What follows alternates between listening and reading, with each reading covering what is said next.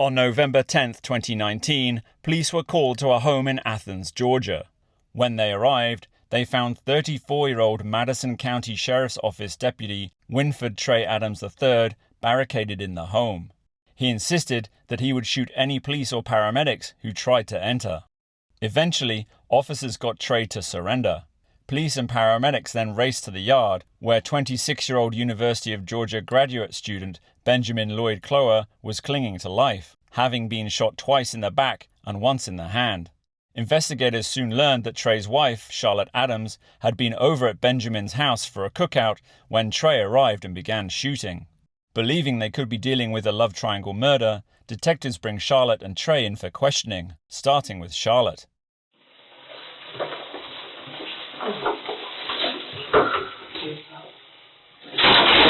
Would you like some ice?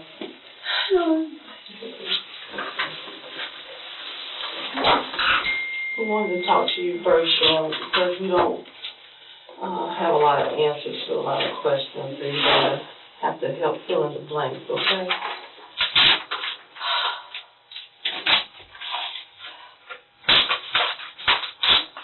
Sorry, that's her brother. I called him after. He was worried that Trey would get out of jail and he was going to want me to go back to the house, I mean, obviously if Trey gets out of jail, that makes sense, but... Okay. Charlotte, let me have your full name. It's Charlotte Radford Adams. Radford is your maiden name? Yeah. Okay. And CHARLOTT. Okay. And what's your address? It's okay, come a little closer to me and speak if you don't mind. Okay, how long have you been staying there?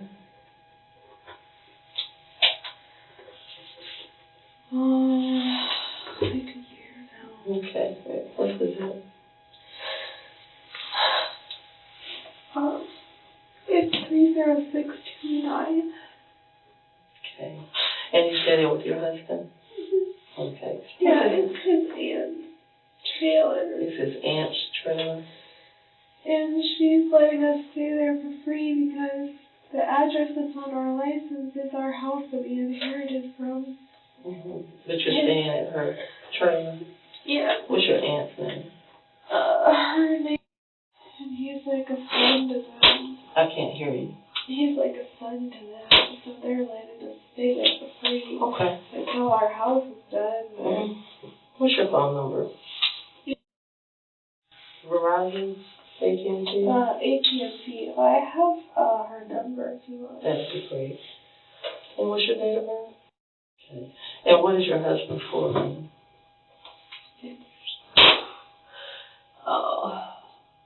Winford. Winford. Mm-hmm.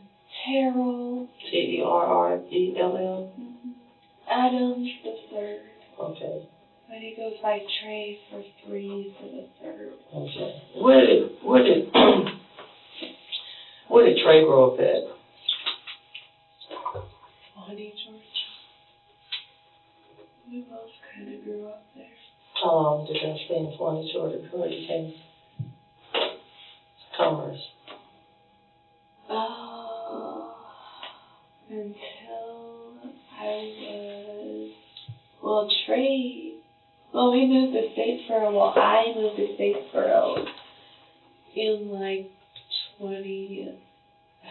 2009, 2010. Mm-hmm. And then we moved to register in 2016 or 2017. Where? Register, Georgia.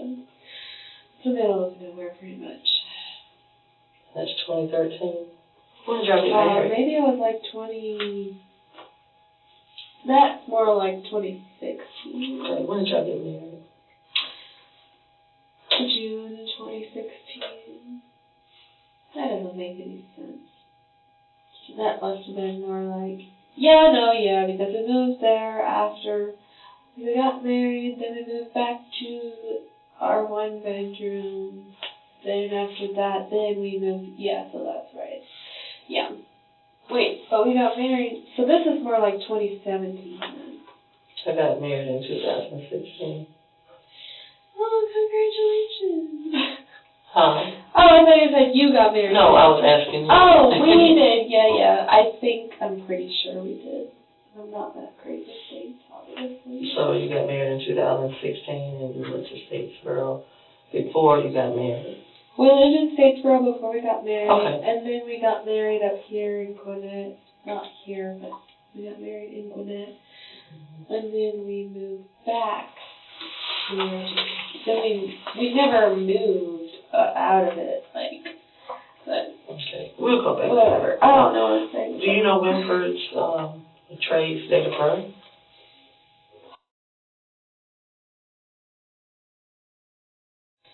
Uh, 1980. Okay, but you all have been staying at your aunt's house? At his aunt's. Okay, for some time? Yeah, for over a year now. Okay. Since February. Mm-hmm. 18. Okay. Now, where does Trey work currently? Oh, I guess not anymore, but he worked at Madison County Sheriff's Department as a sheriff's deputy. And they're literally so short-handed that, nobody can be fired right now. So... And he's been working how long there? He's been working there. He got hired there 2 months before I got hired at my job, so that was November, so maybe it was 4 months before that.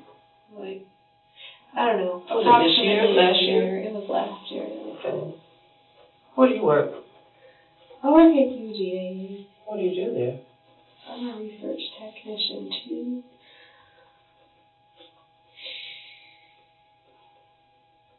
It's just temporary. You part-time? No, I'm full-time, but I'm soft-funded, so when my project runs out of money, they will have to find another project that is funded that I can go to, or just let me move. Okay. Tell me about tonight.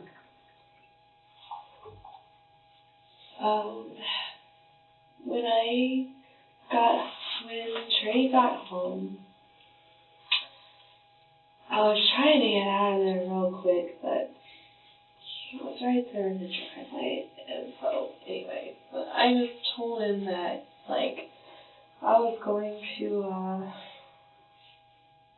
I was gonna go eat dinner, and I would be right back.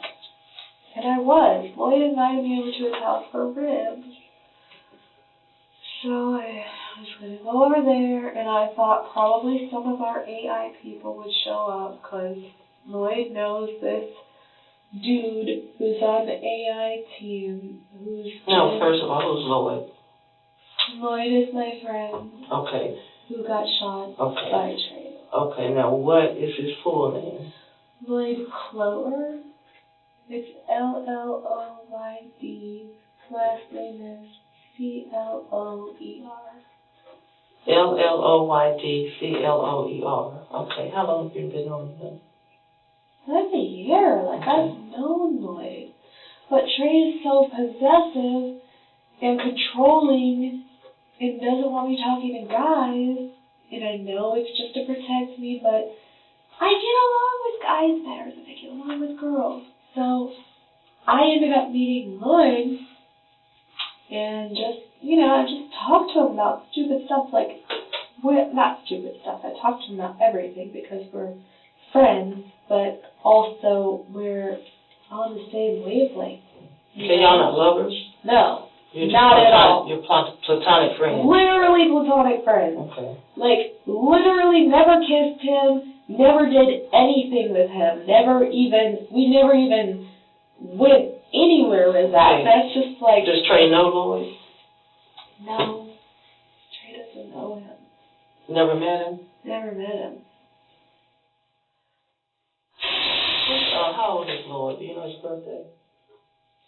He's like 25. I don't know his birthday. Now, is that address, that, you were at earlier on the old Jefferson River Road? Yeah. Is that his home? That's Lloyd's renting that place. Okay. Oh my God, his roommate's gonna come back on Tuesday and be like, oh my God. Okay, so Lloyd has a roommate. Yeah, his name is Doug. Doug, I've only met him once. you don't know his last name or anything? I don't know his last name. Okay.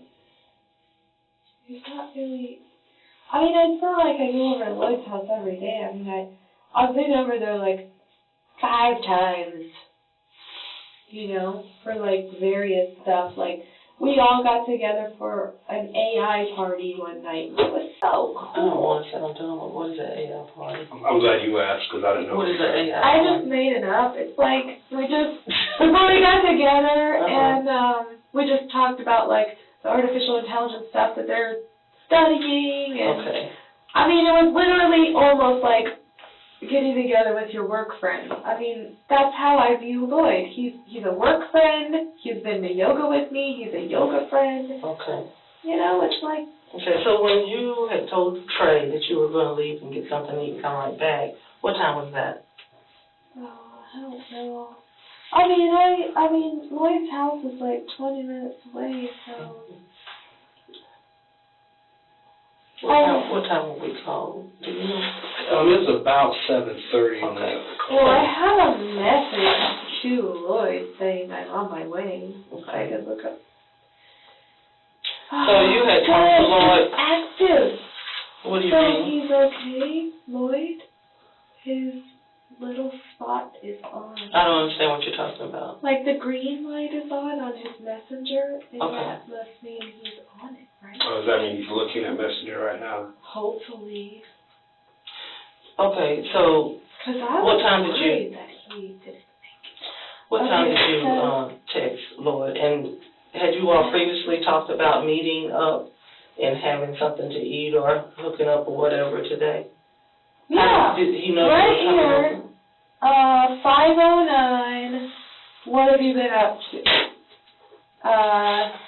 Cooking ranch, homework, waiting for this girl to message me.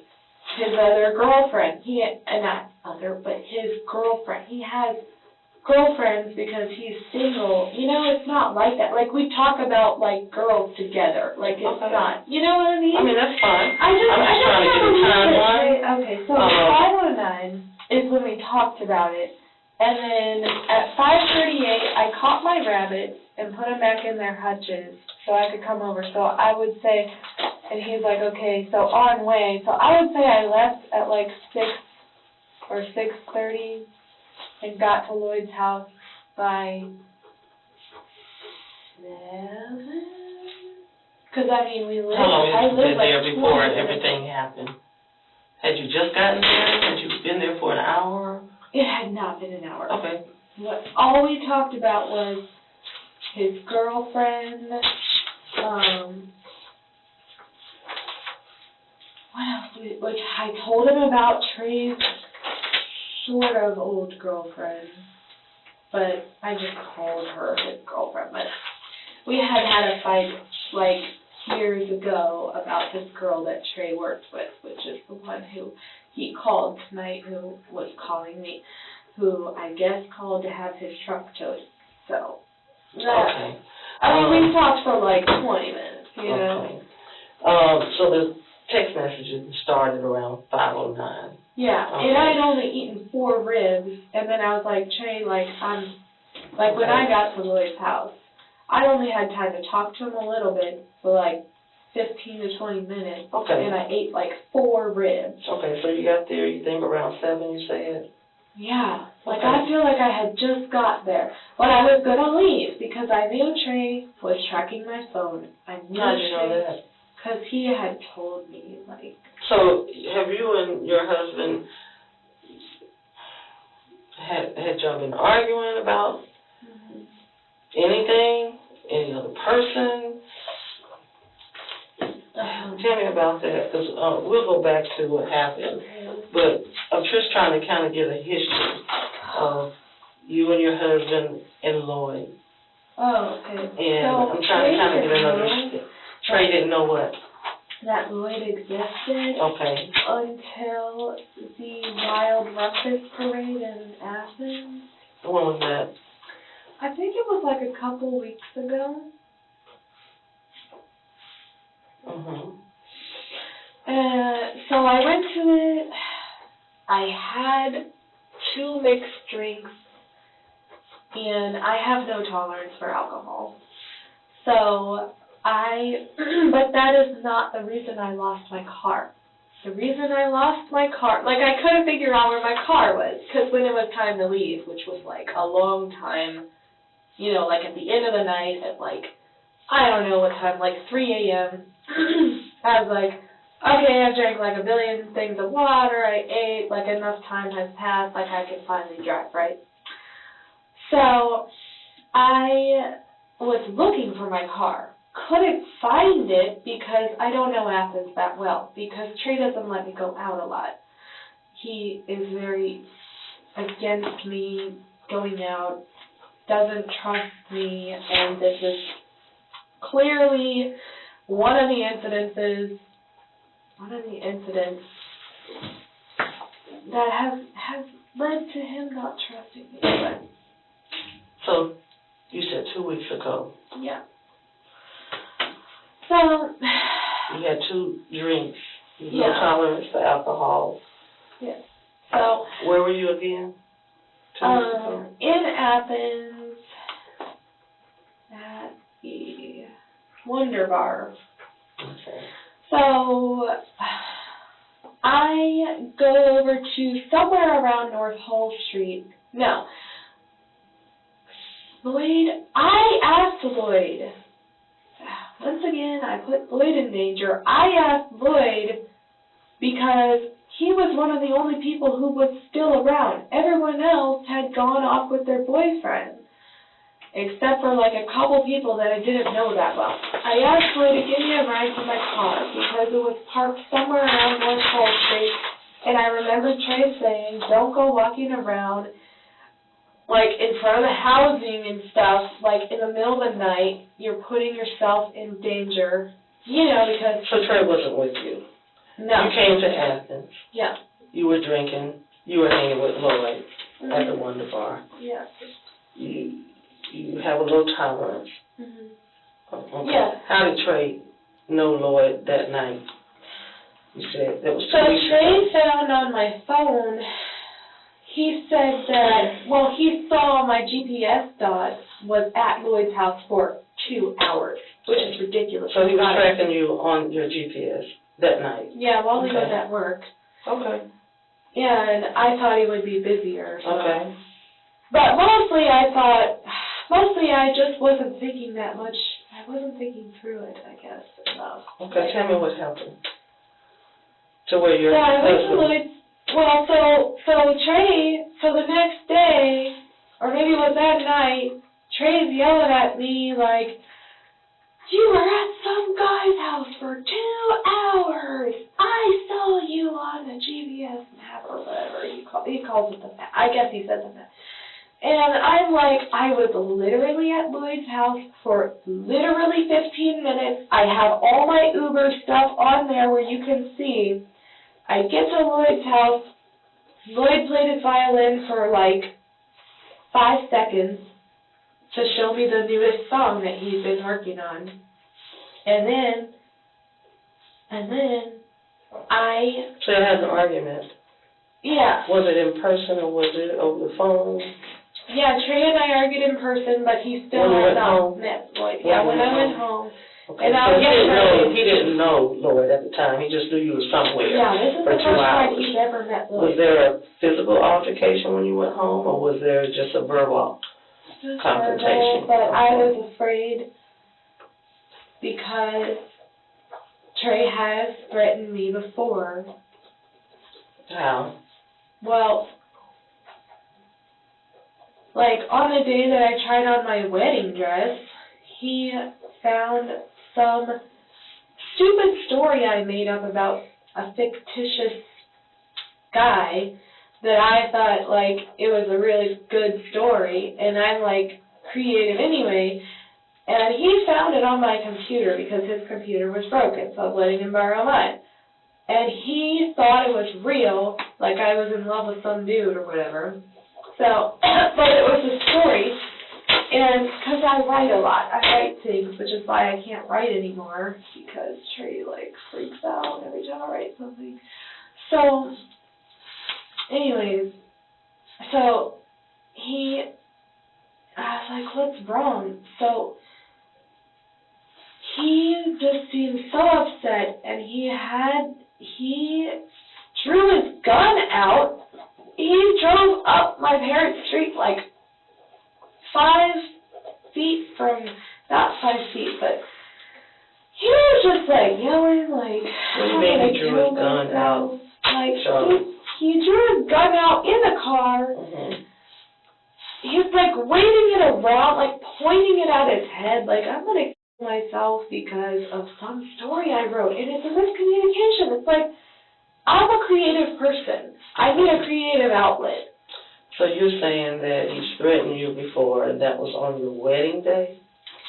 No, that was the day that I bought my first dress. Okay. But then I delayed the wedding so long. Like, so he thought you were in love with someone else because of your creativity. Yeah. And he drew a gun out on himself, but he didn't draw a gun out on you. Uh-huh.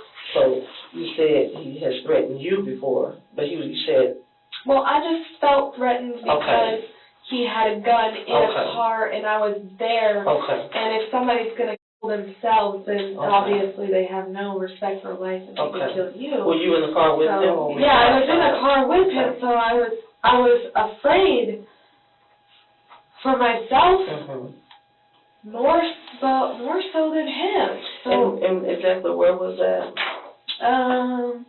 That was right in front of the Genesis Salon, like down the street from my mom's house.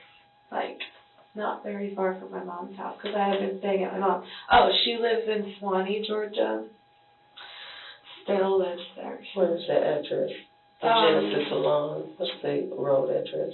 Moore Road. Oh, Moore Road, okay. And I don't know why he parked there. I don't know why he was just freaking out like that, and it's like, I've tried to be so good to Trey. I've tried to live within his rules, and he scares me so bad because I know he's a good person, but he has some issues that he's struggling with, and I've been trying to help him. I've been trying to not piss him off, but I just, I think my mom is really sick, so I guess I broke every rule that night of the Wild Rumpus because I like chocolate. They had like the chocolate mudslide yoo-hoo thing, and I don't know, like the last time that I freaked out and like got really drunk was like, I guess it was like to deal with my mom because she was sick then too, but I don't know. Okay. I want to talk about the rules that you say he has. I want to talk about how he scares you so bad, and I want to talk about the issues you say that he's struggling with. But I kind of want to get some background, some general background first. I want to talk about each time that you felt threatened as well. Okay, that was the first time you talked about. Okay. Wow. Has there ever been any type of physical altercations? Okay, but there has been verbal confrontations. Okay. I guess I don't really feel like. Okay. Not really. I don't know. I can't really remember anything. Okay. You said he scares you so bad. What do you mean he scares you so bad? It's just like his energy, like just his actions. Like, it's just, I haven't felt like, I just feel like he's always just really mad at me and like he doesn't love me and like he's just like this close to just like snapping. And I don't know what he would do if, I guess now I know. Okay. Okay. So you don't... Just the way, he's stalking me on my phone. Mm-hmm. And that stupid stalking song from the 80s when that was okay and normal. Well, I guess it's still really okay and normal, seems like. But he was listening to that the other day, and he was like, this song is about, somebody. Which song are you talking about? I can think of a That couple. song, like, I'll be watching you every move you take. Mm-hmm. Okay, yeah, that's what I was thinking. I've always thought this is so catchy growing Mm-hmm. up, but when somebody is actually legitimately, he's stalked me before, but this is a whole new level because he literally knew where I was. He was literally outside watching and burst down the door. Like, it updates every 30 seconds, which he was telling me. Like, my GPS, because he made me share, he didn't make me, but, he requested that I share my location with him, and then he shares his location with me. Just in general, not tonight, but just in general. Yeah, and I almost turned off my location tonight. Mm-hmm. And then I was like, no, he's just going to get super mad at me later on. So why did you tell him you were going to get something to eat and you would be right back if you were going over to Lloyd's house? Yeah, because I was going to go to Lloyd's house for like 20 minutes, get some rest, and then leave. I was about to leave. It had only been like, I don't even know how Trey got there that fast, or maybe I lost track of time. But you knew that Trey would get upset if he knew that you were going to Lloyd's house. Well, I thought I told him that I was going to Lloyd's house because because that's where You grab some paper towels or something. you might. Go ahead if you don't mind. Yeah. Go ahead. Well, I thought that I had told Tracy that I was going to Lloyd's house and the AI people were going to come over because I assumed they would. Lloyd's cooking ribs, So I guess I wanted to believe that they would and that everything was normal and everything would be okay. Like the last time that I went over to Lloyd's house for food, everybody was there. And it was just like this intellectual thing, and it was so cool. And I wanted Trey to end up meeting my yoga people, but only when he was acting right, because there's just something off with him, So how did Trey find out about Lloyd? How did he think he did? How did he know about Lloyd? Not just the address as to where you were, but how did he know about him? Did he know his name? Yeah, I told him his name after that Wild Records thing. Like, I told him his name. I told him that, like, he's connected with my AI people and that, he's just a friend that also... So you were explaining to him the person's house you were at. Yeah, I told him. 2 weeks ago, right? Yes. Mm-hmm. Yes. And when he was claiming that you've been here 2 hours, that's when you explained to him who Lloyd was. Yeah, and then I had only been there for 15 minutes. Mm-hmm. Okay. And then my Lyft driver came and got me. Okay, so he's pretty cool with knowing that you had a platonic friend by the name of Lloyd 2 weeks ago. No, he wasn't, because he said that he didn't want me, he didn't want me to go out anywhere where there would be guys. His rules were like, no guys, no drinking, no something or other. I don't even remember, but I was like, Trey, literally, these are all the problems I'm having with the rules. On the night of the Wild Rumpus, I followed my friend Christiana to a place where I thought I could park because she said that the parking garages would be full. And also, I didn't know where the parade was, so I wanted to follow her. And I was like, only when we got there did I notice that it was a bad area. Then Trey had this rule, no walking around Athens at night, you know, without anybody. And I'm like, how am I supposed to walk from the parking garage somewhere? Now I gotta park in the parking garage, like, oh my gosh, it's just like too much. I can't live with all these specifications. And then he's like telling me to like think about what's the safest thing. I can't predict what the safest thing is to do because it doesn't comply with your rules. Like, my brain is just like, whatever. And I just can't, I was just starting to really lose it. I don't know. So, he knew Lloyd's name and he knew where Lloyd lived from your conversation that you had with him 2 weeks ago.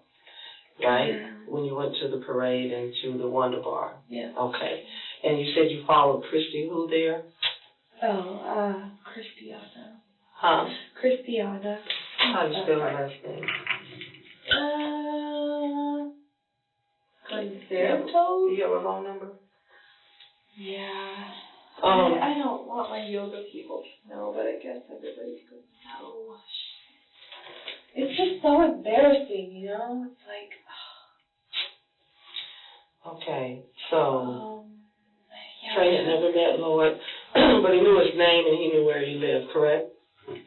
Yeah, because of me. Okay.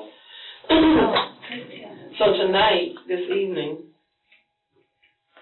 you began your dialogue with Lloyd around 5:09, right? The first Christiana. Okay. And she had been afraid for me to come to her Halloween party because she was afraid that Trey would show up. And I promised her that he wouldn't. And now why would she be afraid of Trey?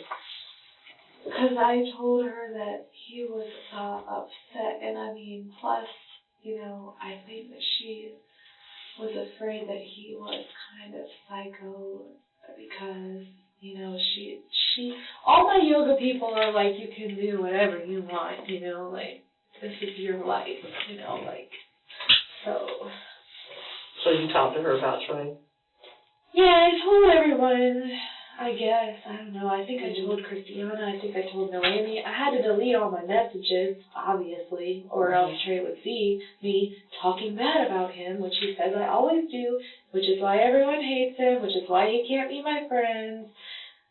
And I'm just like, oh my God, I'm trying to just make it right. Like, I'm trying to get a common understanding between them and between Trey so that, like, maybe they can, like, one day, not anymore, but I was trying that they would one day reach some sort of equilibrium.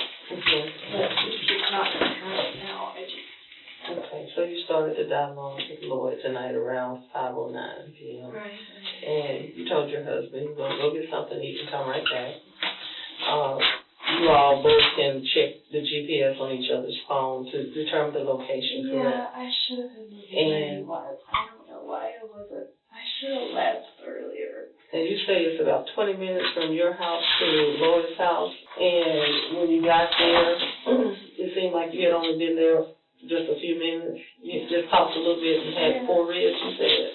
Yeah. Mm-hmm. I don't even know if I finished my 4th rib because... And you were the only person there with Lloyd? Yeah, I thought that his roommate would be there because he's supposed to be there on... I thought he was there on Sunday nights to get ready for school the next day because they both go to UGA. Both of them are UGA students? Mm-hmm. Master's students. AI master's students. And then Lloyd also works at UGA as a... he's like the philosophy teaching assistant, I think.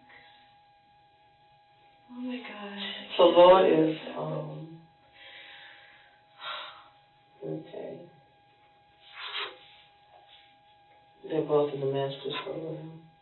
Well, they have such bright futures, you know? Like, how are you going to come in and shoot somebody who's freaking brilliant? Like, no offense to Trey, but come on. Like, what is that? Okay. Tell me what happened once you got there and you had your ribs and you had So Lloyd kept asking me about Trey, you know. Why? I kept looking out the window, like always, because I'm afraid that Trey is going to come up there. And I'm afraid that he is going to kill me and whoever I'm with. Every time Now, what makes you think that, though? I mean, you said you had never had any physical altercations. You said that,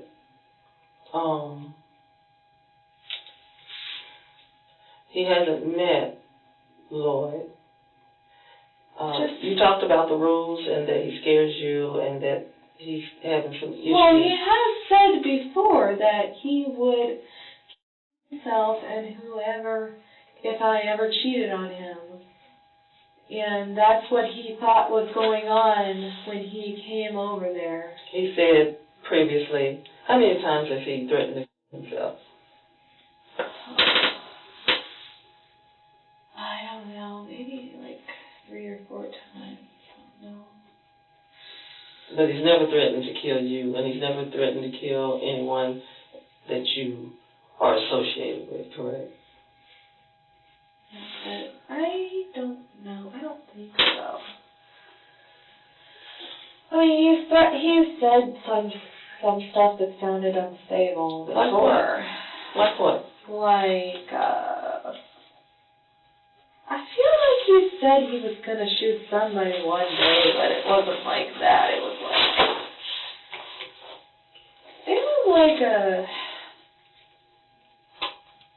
I don't really know. It sounded a little unstable, whatever it was, so I just worried about him. If I can clarify real quick, you said before he would kill himself, and then I didn't catch what you said after that, if I cheated. And whoever that I was cheating on him with. Okay, so but he never fully said that he would kill me, I guess. Right. So he talked about himself before, he talked about that earlier, and then he did say he would kill himself and whoever the other involved person was. Something like that. But not he had said that was a long time ago. Okay. I'm not saying that he was intending to kill Lloyd, because I really hope not. Well, I'm just clarifying what you said before, that's all. That's from my memory a long time ago. Like what's a long time ago? Like years ago. Like Trey and I have been together since high school, and I'm going to be 34 on the 16th. So. Okay. I don't know, just, you know how some things will just stick out in your mind. You're not sure if they're accurate, but it's like something you just remember for some reason. Absolutely. And I'm just trying to get to an understanding of how he has made you feel. You know what I'm saying? Yeah. When you say that he's struggling with some issues and he's, scares you so badly. And that he has all these rules. Well, I just want you to elaborate on that. Me. Mm-hmm. And like everything that I am, like everything that I stand for, like the things he says are on that level of abuse. Like what? Like I was gonna invite him to our yoga, like vegan Friendsgiving last year, and then I was like, you know what? Trey, I don't think I can invite you because he said he was going to bring... Now, I think he said this after, but, like, I just had this vibe that he was going to do something like this. But he's like, yeah, I'm going to come over there, and I'm just going to bring, like, a bloody steak and just, like, throw it on the grill in front of them all. And it's like, okay, a lot of his stuff is so funny, like, that's hilarious, but it's really not. It's like, I try to laugh at his stuff. I try to see his side as like he's trying to be funny. He's just trying to be funny. That's what I always say. But it's really just offensive. I mean, like, it's like, and he knows. I mean, I will not eat cow because I'm not vegan. I'm not vegetarian, but I don't want to eat cow. And I've told him that a million times. But he's just gone too far. Like, the things he says have just been, like, I can't even think of all this stuff, but it's like... Okay, so you think Christy thinks he's psycho, and you think Trey he kept asking about where, Lloyd kept asking about where Trey was when you came over to his house tonight. No, he kept talking about, like, he wanted to know, like, I accidentally called Jody, which is Trey's old police. When? Tonight? No, I didn't call her. I called her his girlfriend. Like, I named her, his girlfriend, Jody. So Lloyd was asking about her tonight for some reason. He's not talking about Trey. You said he kept asking about Trey. Oh. You said Lloyd kept asking about Trey when you got over there. Y'all had conversation, you had your 4 ribs, and while you were over there, he kept asking about Trey. Well, he asked if,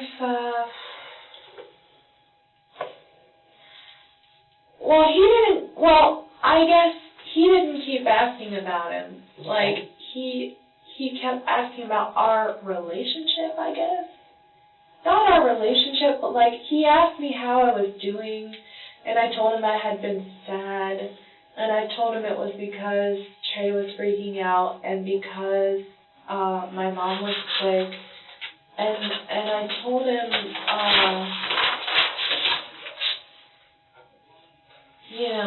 that Trey had once had this police partner where, like, they had this whole life together because we worked night shift. And it's the girl that he called tonight, Jody. Was the girl you called or he called? He called. I didn't call. accidentally called somebody. I didn't call her. I called her. And off, tell me, because I just wanted to know. You said that you accidentally referred to Jody as his girlfriend. Referred is the way. Yeah, when you said call, you didn't mean call on the phone. You actually called her. She tried to call me twice, and I was like, "Have you?" Jody tried to call you twice tonight. Yeah, because Trey called her, like, telling her that he shot somebody and he was sorry, and he had the shotgun, and I was, like, chasing him around the yard, and I didn't know that Lloyd was hurt. I didn't know that Lloyd was over there. He didn't, because Lloyd didn't say anything, but I think Trey was looking for him because, like, we went around the back of the house. Well, I followed Trey around the back of the house. And what if Lloyd had been back there? Would Trey have shot him again? But then Trey said that he was sorry. Like, he called out to Lloyd, because Lloyd started screaming help once he heard the ambulance. But obviously Lloyd's smart, so he didn't say anything until he heard the ambulance. Okay, so we didn't go to the scene. We don't know exactly what happened, so we're just kind of following your lead. What are you talking about? Well, I was trying to get some clarification when you told me earlier. I thought you said that Lloyd had kept asking about Trey. Yeah, well, really he was asking about me. Lloyd he was just talking to you. He was just talking to me, basically. Not just about Trey, but about your mom, just in general. Right, So you were just having conversation. Okay. And you said you didn't stay there long before everything happened, right? Right. Okay. So tell me when everything started to happen, how did that go down? What do you mean? Like, what happened? What happened tonight at Lloyd's house? Okay, so I was getting this feeling, I was freaked out. What do you mean? I kept looking out the window, like, and what was that? Is that Trey's car? Are those his headlights? Is he here? I know he's coming. So describe the house, describe the driveway. Why were you looking out to see if anybody was outside? Were you nervous that he had followed you? Why were you nervous? I don't know, because I felt... Had he called you? Trey had said that he wanted to meet my friends, like... He had said that he was going to plan a birthday thing where he would meet my friends. Tonight? not tonight, but like in the future. Okay, so what does that have like, to do with this, though? Well, I felt like if he saw that I was at Lloyd's house, I'm not supposed to be at a guy's house. And he already knew where he lived because of 2 weeks ago. Yeah. And I swear I told him I was going to Lloyd's house because because I thought he would understand that it was an AI thing, which, you know. Okay, so you told thing. him you were going. You just didn't tell him that you were going to get something to eat and be right back. You told him you were going to Lloyd's house before you left. So knowing that he didn't want you to go to Lloyd's house from your conversation with him 2 weeks ago, did he have anything to say about that? About going to Lloyd's house? Let her all in. Okay. And I was like, I'll tell you about it or something. I don't know. Tell you about what? Just like I was gonna tell him like, oh, all the AI people were there and we were talking because I was thinking it was gonna be like that, or maybe not. Maybe Lloyd was just gonna be there. Either way, it was gonna be just like we were chilling, but I wasn't sure if I would have to lie to Trey or not, just to keep him from being insecure. You just lied to him before about where you're going because you didn't know where you didn't want him to know where you're going. Not 100% where I'm going because he can see where I'm at, but just about like. There were no guys there. Okay. Like, see, like I tried to explain to him, it is literally impossible for me. I'm like, you would have had to, like, kidnap me at 12 or 14, throw me in some old girl's school, and then keep me in there forever. Like, I was like, how am I supposed to control if one of our guy friends shows up or not? Like, I have guy friends, you know? Okay, that's fine. You told him you were going to Lloyd's house tonight. I think I said Lloyd's house. But have you been drinking or anything? Mm-mm. Have you had any type of drugs in your system? Mm-mm. Okay. But you're saying you don't remember if you told him you were going to Lloyd's house. You just told him you were going to go get something to eat and come back. And did you say you were going to come back in 20 minutes? Is that what you said? I just said I guess I said I'd be right back. Okay. Just misleading. Okay. I shouldn't have said that. Yeah. But you had been gone a while before Trey showed up, correct? Not really long. Okay. So you said you left around 7, and you got to Lloyd's house. Did you say you had a text to Lloyd saying I'm on my way? Mm-hmm. Yeah. Do you mind looking at that? I think if you. Okay. I think if you kind of slide to the left with that text, it'll show you the time stamp on it. Well, it was on Messenger. On way 5:53. There it is. Okay, perfect. I'm just trying to kind of get the timeline in So my I head. got there at 6:20. So then if Trey got there, when did Trey get there? Oh, we don't know. I called you at, I guess they will show it here, won't it? Dang, technology is just good. If you don't mind, we'll ask you if you don't mind if we can examine the phone after we get finished with the interviews. Okay. So we get all those times and messages. Yeah. So I'm trying to figure out, when you got there, you said you were there only a short period of time, and you kept looking out the window, okay, because you thought Trey might be coming over. And then, just tell me what happened. We'll go through what happened if we have any questions. So I was telling Trey about Joey. That was our last subject. You were telling Trey about Joey? I was telling Lloyd. Okay, that's okay. Why do I get their name? So you were talking to Lloyd about Joey? Uh-huh. Okay. That was my last story, and I had just gotten more ribs, and I couldn't even finish my rib, and Lloyd's laying there on the floor, and I was like, saying something, and then, So Lloyd is on the floor? Lloyd's on the floor, laying there. Just laying on the floor? Yeah, with his feet up on the couch. Mm-hmm.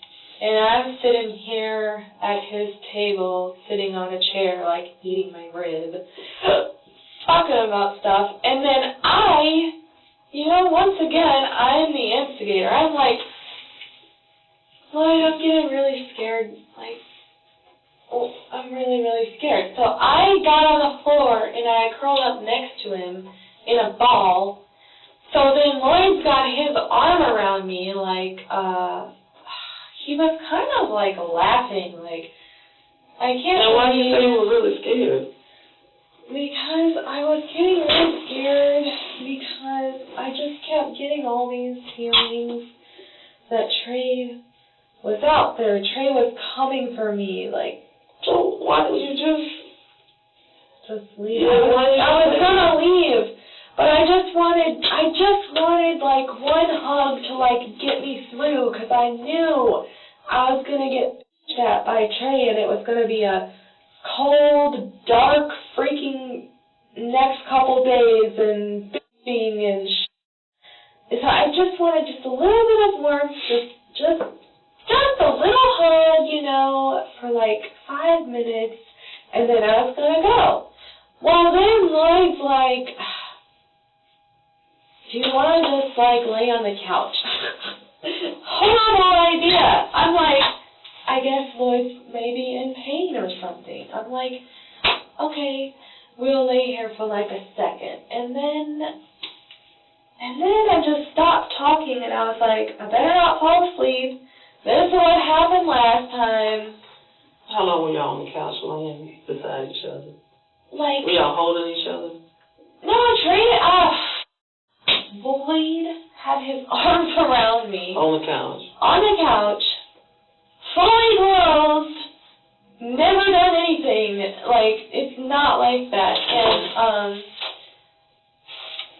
Lloyd said, oh, I want cuddles too, you know? Like, friend cuddles, like whatever, which I guess that's kind of borderline, like we probably shouldn't have done that. I mean, obviously we shouldn't have done that. You had your clothes on too? Totally fully clothed. Like, I'm like, okay, so I'm just going to get some warmth, you know, and then I'm going to go, you know? And I should have just gone right then, but all of a sudden Lloyd heard something, and he sat up, and I started to sit up, and the door comes open, and Lloyd jumps up off of the couch. I jump up off of the couch, and all of a sudden I see Trey, and he's in his red sweatshirt, and he's screaming at me, and then he what was he saying? all I remember is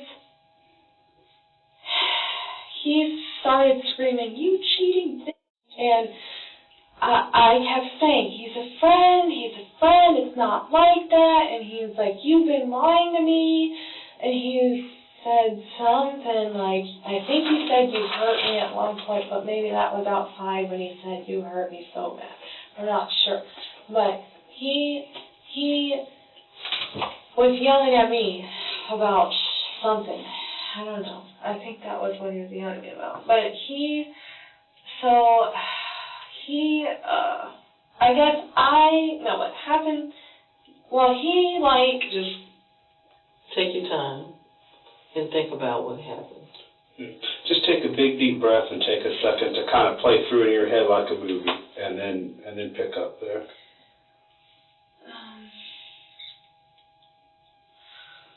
So, I mean, once I got up off of the couch and he was yelling at me,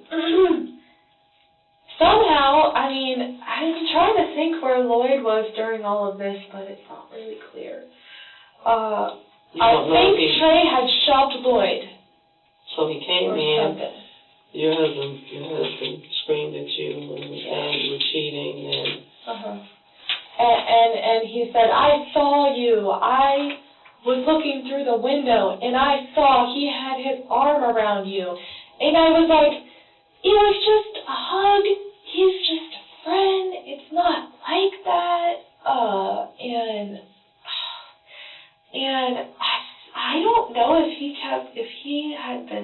was shoving Lloyd or something, but Lloyd was still over there by the couch, I think. But I could tell Lloyd was trying to get to the door. Okay, the front door? Which was still open.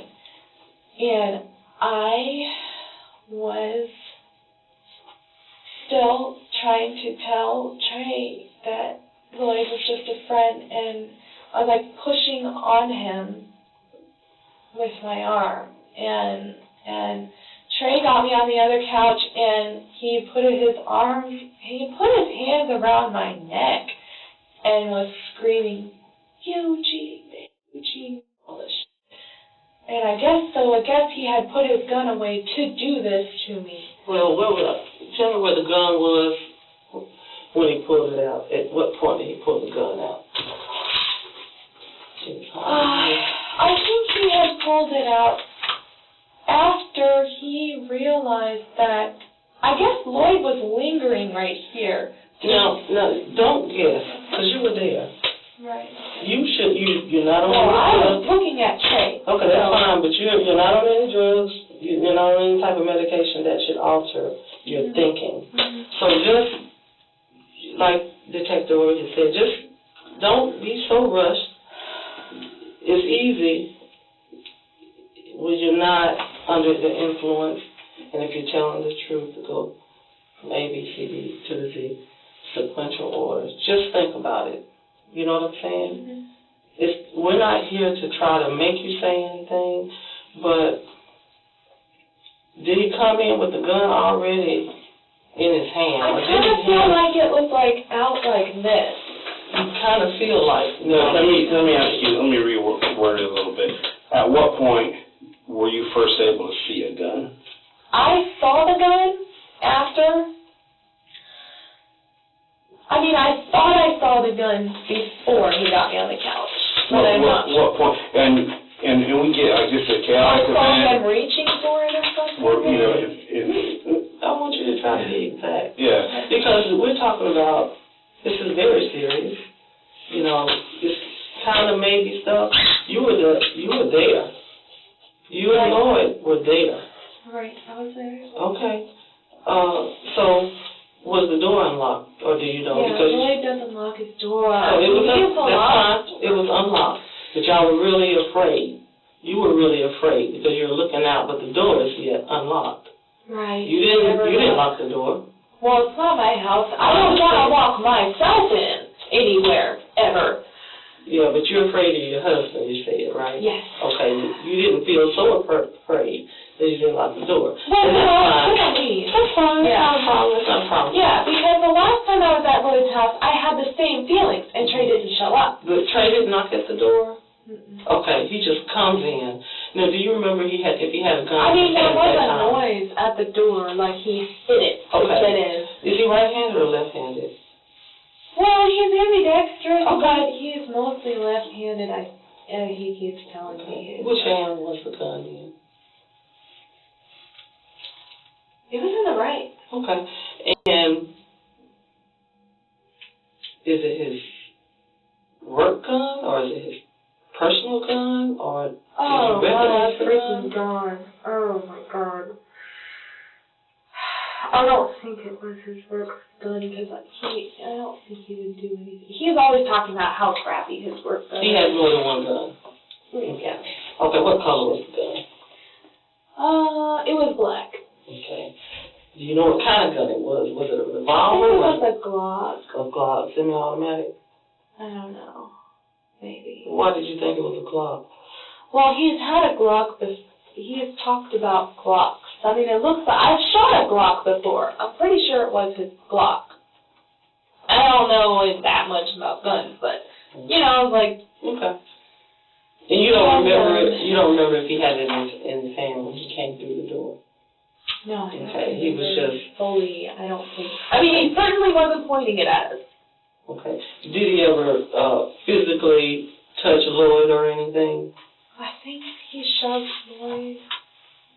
He shoved Lloyd, and he kept trying to shove me Okay. down next to Lloyd, like he was going to execute us both on the floor and then kill us. I don't know. That's me speculating now. Okay.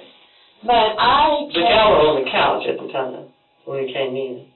Mm-hmm. Well, we were getting up out of the couch. Y'all were laying on the couch when he came, right? Right. What do you mean getting up? I thought y'all were on the couch when when he came we in. saw it opening, we were getting up. But yeah, when Y'all were on the couch when he came originally, yeah, we were, Okay. yeah. Okay. Yeah, we were on there. And y'all were holding each other when he came in, right?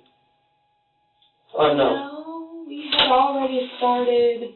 I mean, I guess I don't think his arms were still around me. Like, I think he heard him and was getting off of the couch. Okay. he's talking to you when he first comes in, and he shoves Lloyd, and then he takes you to the other sofa, you said, that's in the living area, right there in the front? It's like right in front of the door. And he puts his hands around your neck. Yeah, but it's weird because, like, every time he's ever done that, other than then, like, not in a threatening way, in a sex way, he will do it, you know, like, hard. But so he wasn't doing it hard tonight? He wasn't doing it hard. Okay. Like, almost like he wasn't going to do anything. Like, he was just doing it to scare Lloyd, I guess. I don't know. Scare What was Lloyd doing at the time? I think I saw Lloyd behind Trey at the time, but I would hope Lloyd was trying to escape. I just want to know what you saw. I thought I saw Lloyd, like, here's Trey, like, whatever, trying to pretend he's going to strangle me, screaming at me. But, I mean, he was legitimately upset, so I don't know why he wouldn't be strangling me at that point. But I feel like, okay, I don't know, because it's like peripheral vision, and I'm mostly focusing on, like, what am I going to do about this Trey in my face right now? Like, I'm not sure if I was really focused on what Lloyd was doing. Okay, that's good.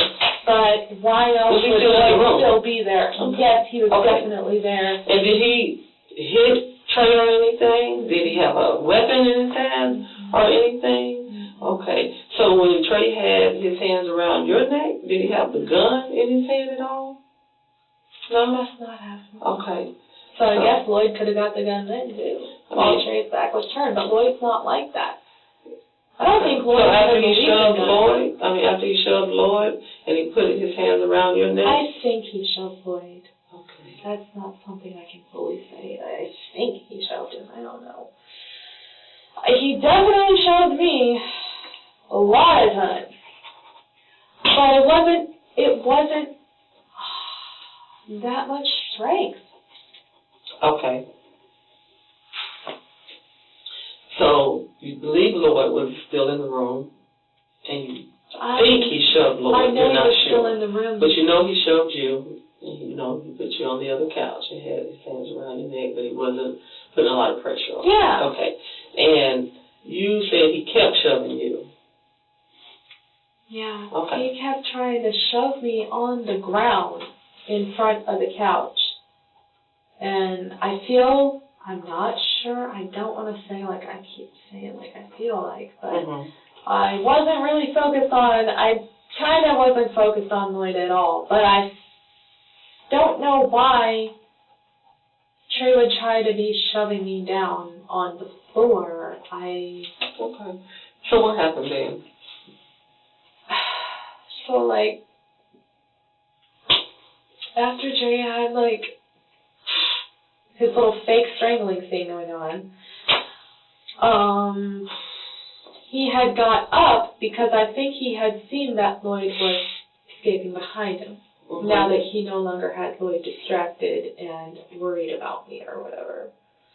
Which is kind of flattering. Like, Lloyd should have run. He should have been like, F this girl. I don't even know her hardly, and I don't care if she gets strangled.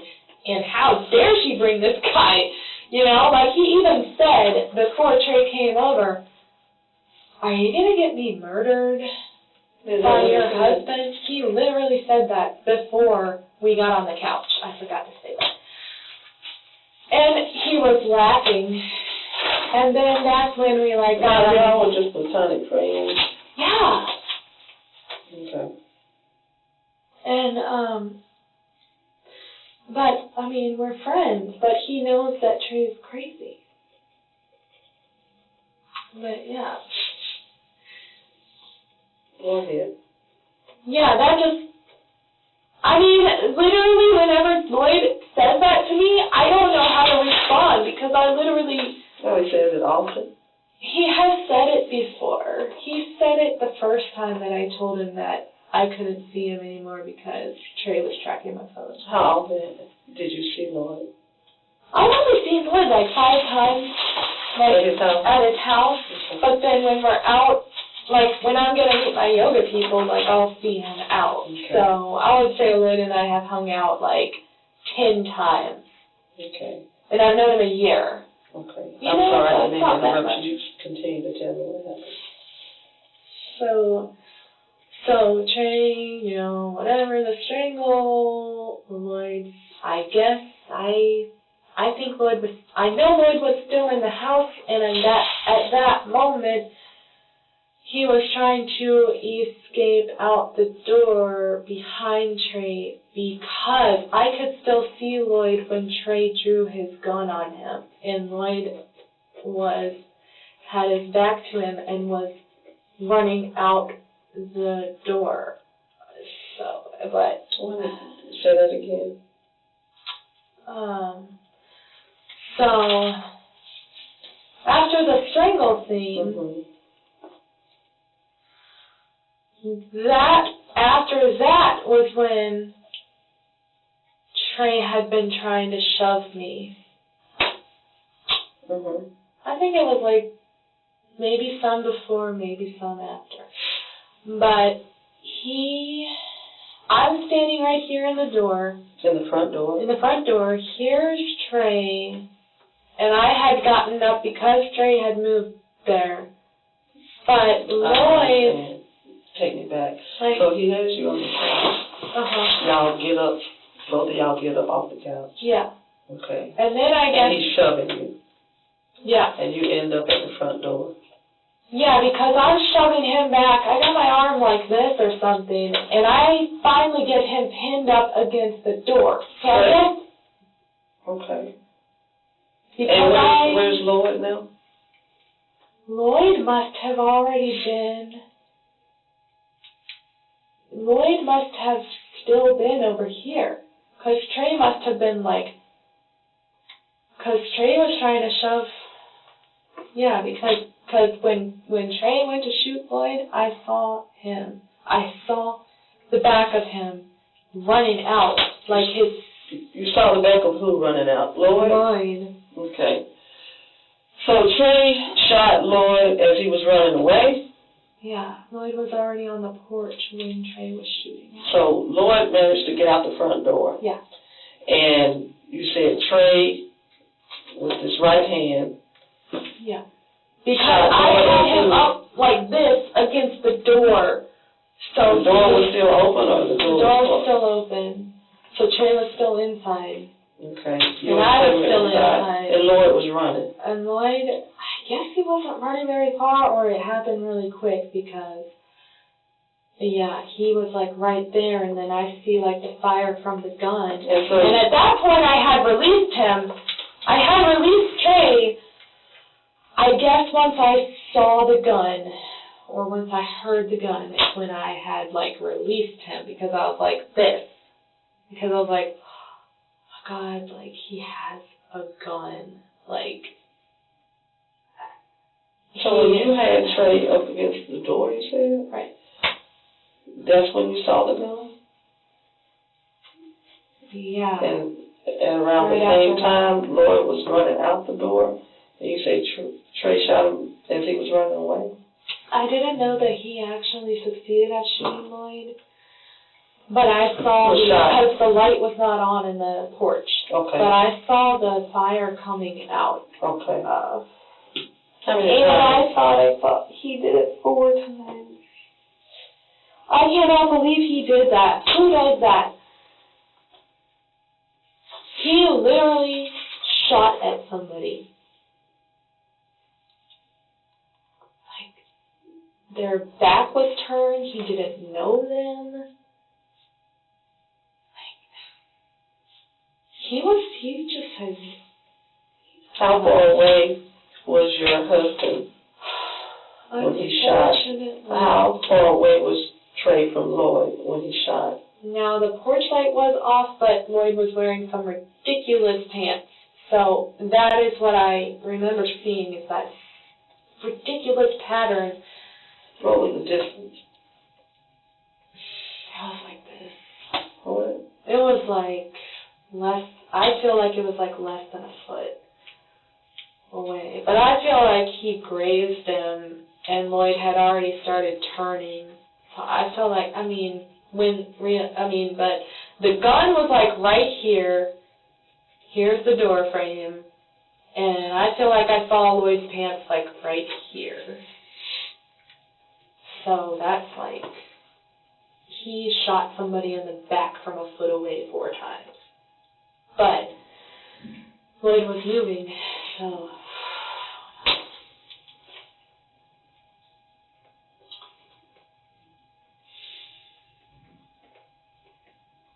I mean, that's what it looked like to me, but I don't know where it would have hit or. Was he saying anything at the time he was shooting? No. I thought I remembered Lloyd saying shh or something, which was when I looked down and saw the gun. I don't. Did Lloyd drop? Did he continue to run? Lloyd was not on the porch once I finally released Trey to go outside. Like, I guess I got him again. I don't know, but once Trey and I remember now, yeah, then I pinned Trey up against the door again after he had been shooting, I think. I don't know, but I did, because Trey was trying to go after Lloyd, and I didn't want Trey to go after Lloyd because I knew he was going to freaking murder this kid, and literally Lloyd is just a kid. Literally Lloyd is just a friend, and he is so brilliant, and Trey is a good guy, but he just, in that moment, I knew he was losing it, and he had lost it. And so I had him up there, like, I mean, this is stupid. Like, you shouldn't struggle with somebody who has a gun, but I was doing it. And I just wanted to keep Lloyd safe. Did Lloyd fall or did he continue to run, Charlotte? He fell because where did he fall? His beanbag chair was moved. I'm not sure, but later on. If he was a foot away and he shot him as he was leaving, did he fall there or did he continue to? Well, I couldn't see because the porch light was not on, and plus then I had Trey like that, so I don't know how long or if Lloyd had fallen. The only thing I know that indicates that he might have fallen was Trey showed me the blood spots later, and Lloyd's beanbag chair is usually like, here's the corner to the porch, and here's his beanbag chair. Well, it was like blocked, so maybe Lloyd didn't fall. Maybe he just threw the beanbag, like, as a deterrent, like, you know, if somebody's after you. Is this beanbag chair something that's outside on the porch? Yeah, it's outside on the porch. Was it light or was it dark at the time? At the time of the incident? It was dark. It was dark. It was pitch black outside. Lloyd doesn't have, like, street lights and stuff. Okay. He didn't have his porch light on. So what happened after you said that your husband shot 4 times a foot away from where Lloyd was as Lloyd was leaving? And you say that you... So I pinned him up against the door. I was, like, struggling with him. Where was the gun at the time? Did you try to take the gun away from him? No. Like an idiot. What did he do with the gun at the time? He still had it. In his right hand? Yeah. He didn't put it up? I don't remember him putting it up. And, what was it? Why did I finally release him? Was he saying anything? I don't know. Okay. He was saying, I remember him saying, before he shot Lloyd, and while he was trying to throw me to the ground, I remember him saying that he was going to go to jail for the rest of his life because of me or some shit like that. You said he said that before he shot? Or after? I think it was before. Could have been after, but I'm pretty... Yeah, it was before, because that's why I was thinking he was about to throw me to the ground with Lloyd, like, you know how you see in the movies, like, get on the ground, and then, like, both of them, and then, like, execute him. Like, I was like, he could literally do this in a second and not think about it. And what did he say again? He said he was going to go to jail for the rest of his life because of me. I don't know if he said it was because of me. I don't know if he said, I think he said, I know that sounds bad. I mean, I was afraid at that moment that he was about to kill us and then kill himself. And that's why I was thinking, why he's trying to shove me down, why he's got a gun, why is he saying this, you know? But, and then it occurred to me that I was hoping he didn't mean that I was hoping he didn't mean that he was going to kill somebody, anybody. Not me, not Lloyd, not himself, nobody, you know? What happened after your husband was shooting in the direction of Lloyd? What happened after that? And you had him against the wall. I mean the door, excuse me. Yeah, I had him against the door frame, and then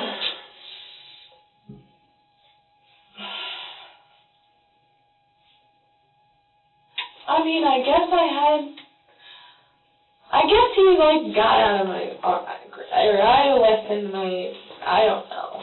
Something happened where he is out on the porch now. And I'm with Trey, and it's pitch black, and he, as far as I know, still has a gun. I'm not sure. Did you see Lloyd at that time? Lloyd was not out there. Okay. But the beanbag was in the way of the stairs, and, you know, so. Okay, what happened? So I didn't even think that Trey had got Lloyd at that point. Okay. Because it's pitch black. All I see is the beanbag there. Obviously, I can't see any blood or anything, you know. Obviously, I don't even know. I don't even know how Lloyd could have run with a bullet wound.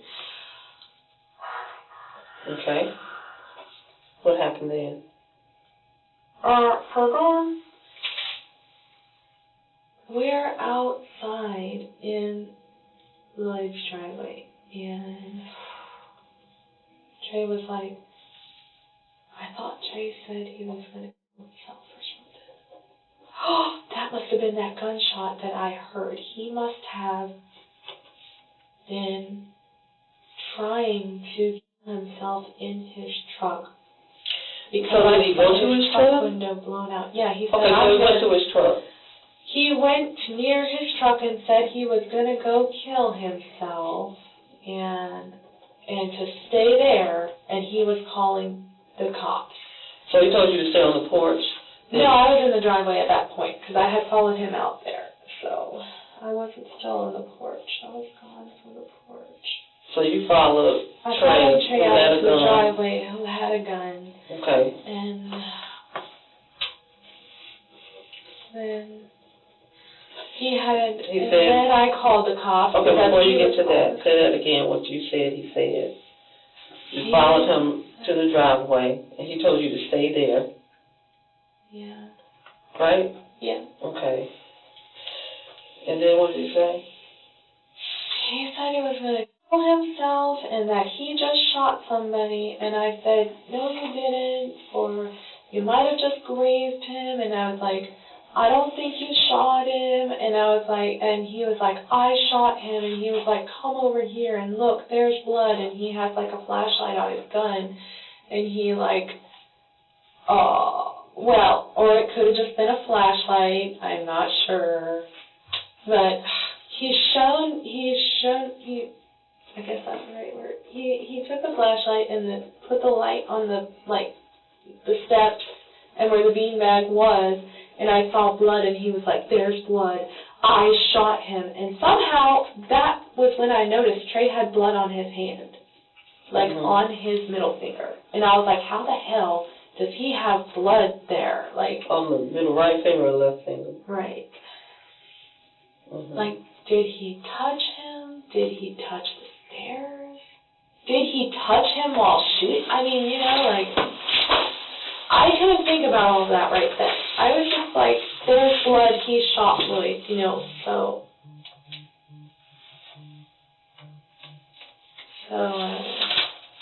there was blood, so then he told me to stay there. Then I saw him, like, standing out there, and I heard him talking to, what I assume is the cop, saying that he had just shot somebody. You heard Trey talking to someone from his cell phone? Yeah, he, Did he tell you he was going to call the cops? Yeah, he told me he was calling them, and I'm like, oh my God! What? Like, you're just, like, totally finalizing this. Like, you've discovered you've shot him, you're making all these conclusions, like, he's jumping to conclusions again, you know? But I can see where he's right now, like, that was the right move. Then I'm like, well, I'm going to call the cops because I'm afraid Trey's going to shoot me now because now I can't see him. I don't know where he is. I don't know where Lloyd is. Mm-hmm. I don't know where Trey, what gun he has now, you know. Or where he is, or whatever. So you couldn't see where Trey was? I had lost sight of him. I saw him because I had followed him out to the road and I saw him, you know, like... Where was his vehicle? Did he come over in a truck, car, Yeah, van? he came over in his truck, and that's why I didn't see his headlight.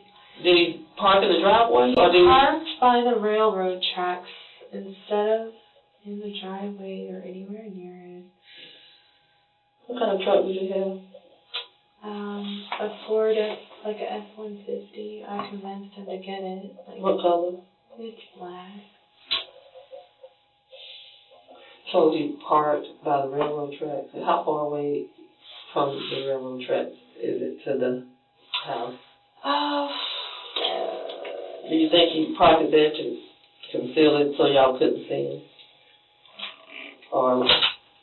Yes. Okay. It's like, here's the driveway, here's the street, there's the truck, there's the tracks. Like, it's like really close. Like. Did he leave? Did he stay? Well, I guess he got in his truck because I'm on the phone with the cops in my car because I'm like, I'm going to leave right now before he shoots me.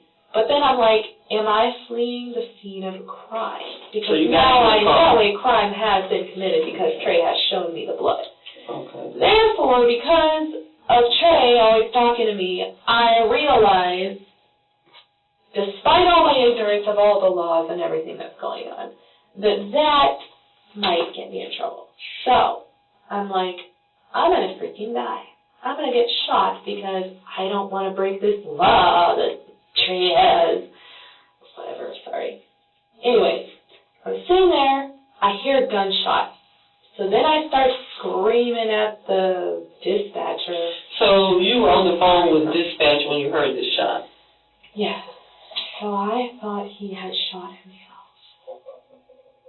But you didn't see him. You didn't really know where he was.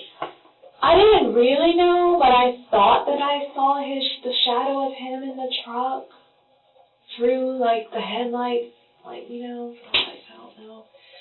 So I'm trying to tell you. So then all of a sudden, I see a flashlight behind my car. I'm like, oh, good, it's a police officer. And then I'm like, that's the flashlight on his gun. And he's pointing it at the back of my head. I'm looking at him in my rearview mirror through the glass. I start screaming at dispatch, I'm going to die. He's going to shoot me. And it's all your fault. And I totally apologize to her for that because it's totally not her fault. So I'm trying to stay there at the scene. So I get out of my car. Because at this point, I'm like, you're not going to shoot me in the back like you shot Lloyd in the back. I'm going to face you. I'm sick of his shit. So I go over there.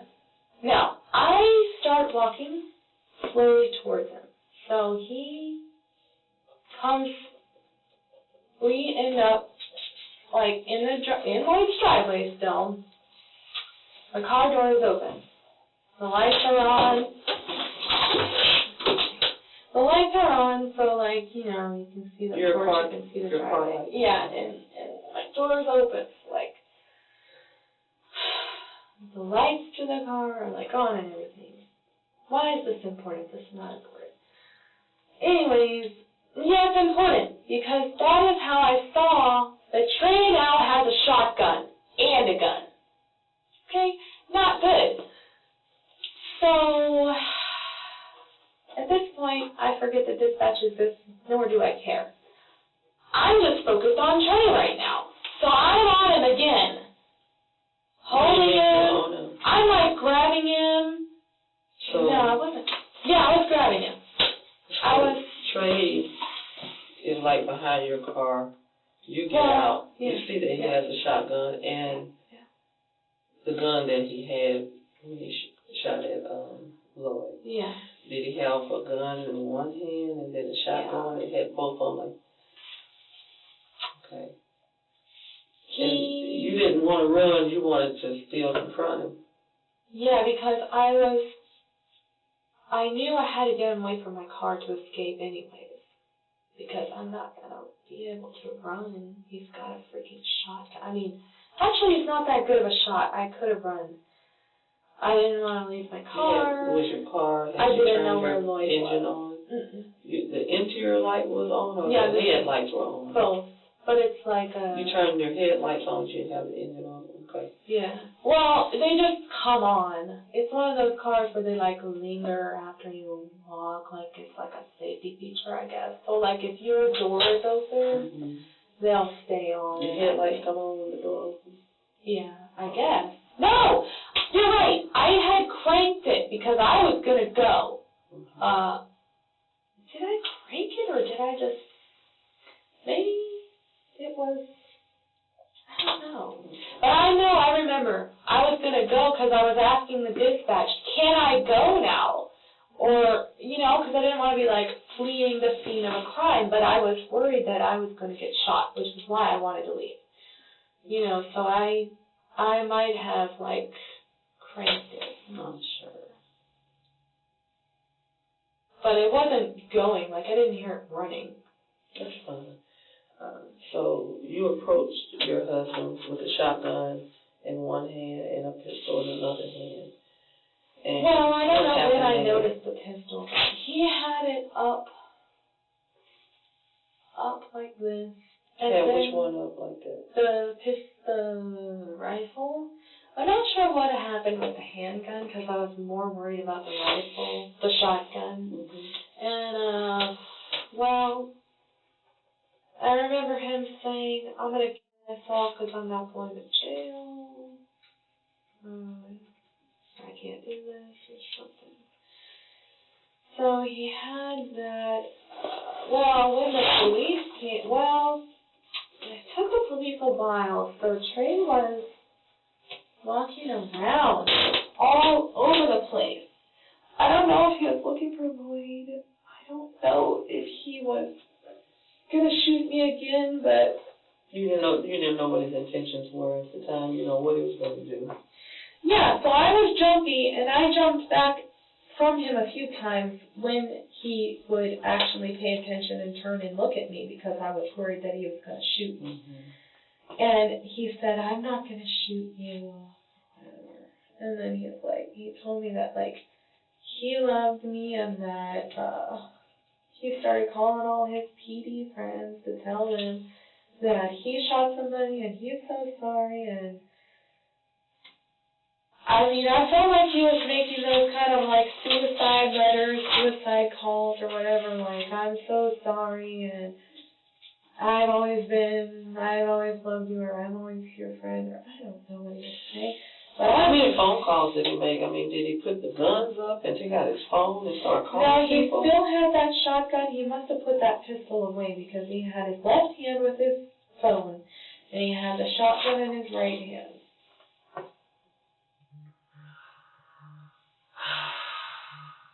I guess this is all my fault. I just feel like it could have been avoided. Okay, so as he's calling his friends and telling his friends what he did,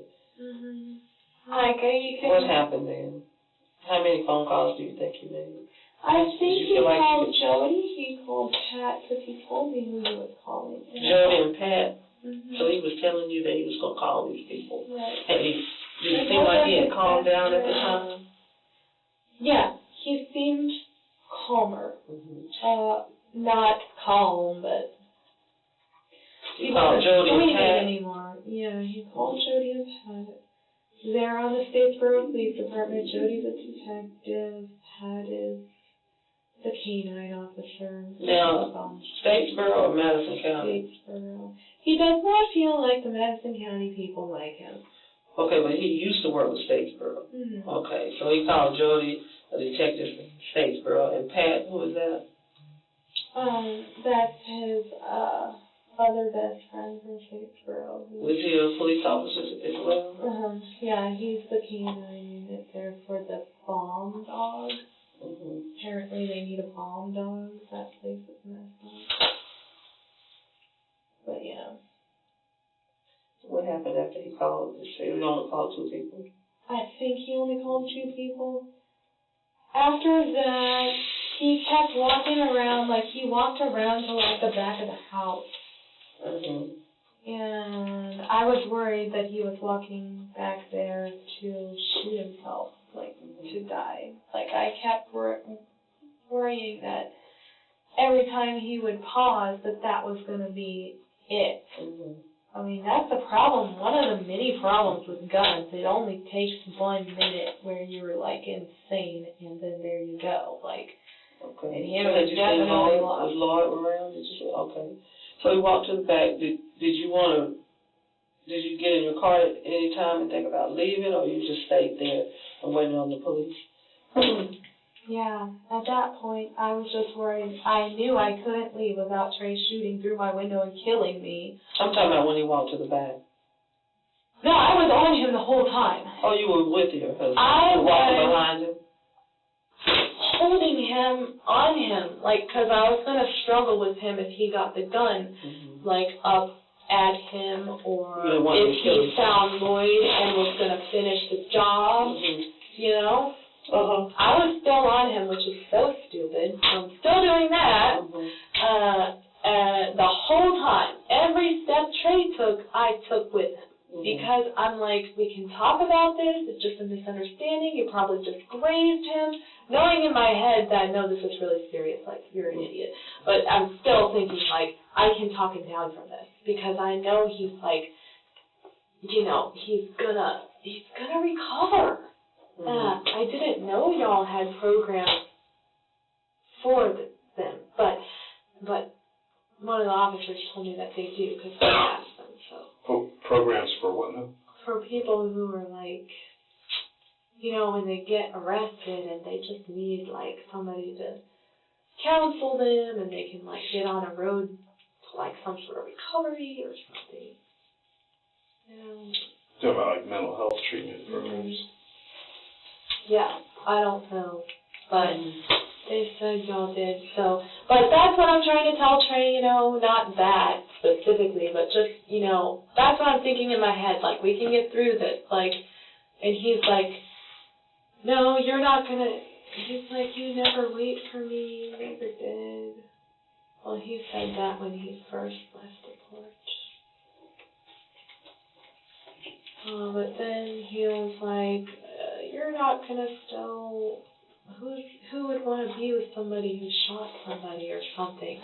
And I'm sitting here like, what are you talking about? Like, we're best friends, we've been together forever, like, this is just a phase you're going through. I'm thinking this in my head, like, he's just, you know, he's once again jumping to conclusions, he's once again snapping over something that's just like, you're just having a moment, but you don't need to, you know, kill yourself over one moment in space and time. I know it seems like it, but there are more moments. You know, like, I didn't say that to him, but I was trying to tell it to him in a non-hippie way, as he would put it, so that he would get it. those things. Like, I'm just so worried about him. I didn't want him to shoot himself, but also I didn't want to see it. I don't even watch scary movies. Well, he's making fun of me for the show I'm watching now, but...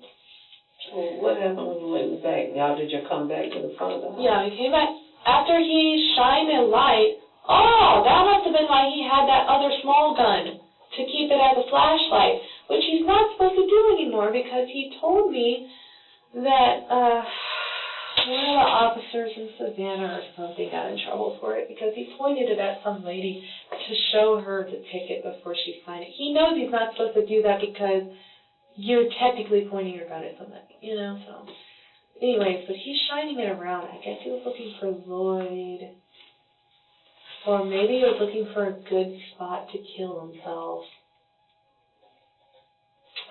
So then we go out, like, to the driveway in the street area, like, near my car again. And the ambulance starts going in the distance, like, across the railroad track. And then, I hear Lloyd at the other house screaming, "Help me, help, help me, help." At what other house? There's like this little brick house across the street from Lloyd. Like, here's this driveway, here's a street, then there's the grass, then there's the other house.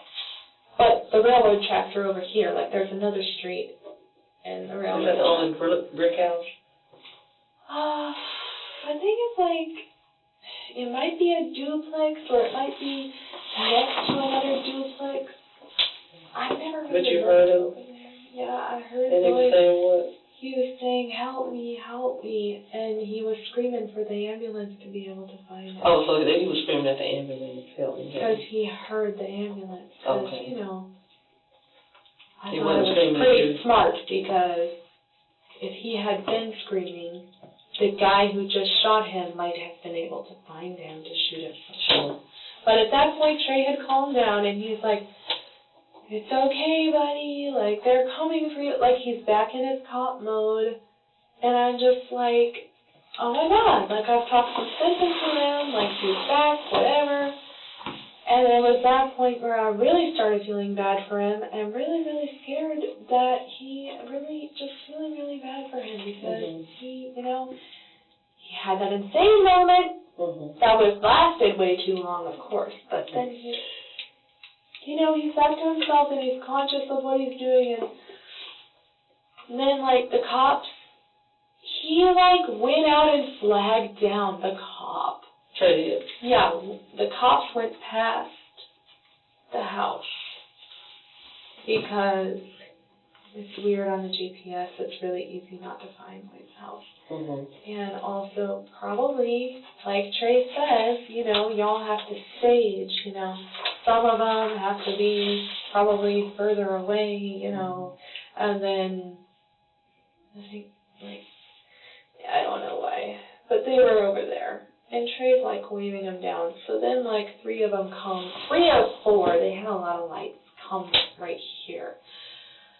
Like, here's, like, the driveway, there they are, and Trey had the gun, like, pointed like this, and I'm afraid that at that point he's gonna just shoot himself, which he was saying that he was gonna shoot himself, I think, I don't know if he was saying it at that point. So he had the gun pointed, the pistol, or the shotgun, like, shotgun? Yeah, and I guess the pistol was in the holster then. Because I feel like he had both hands, or he had, you know, one on the trigger, one there, or whatever.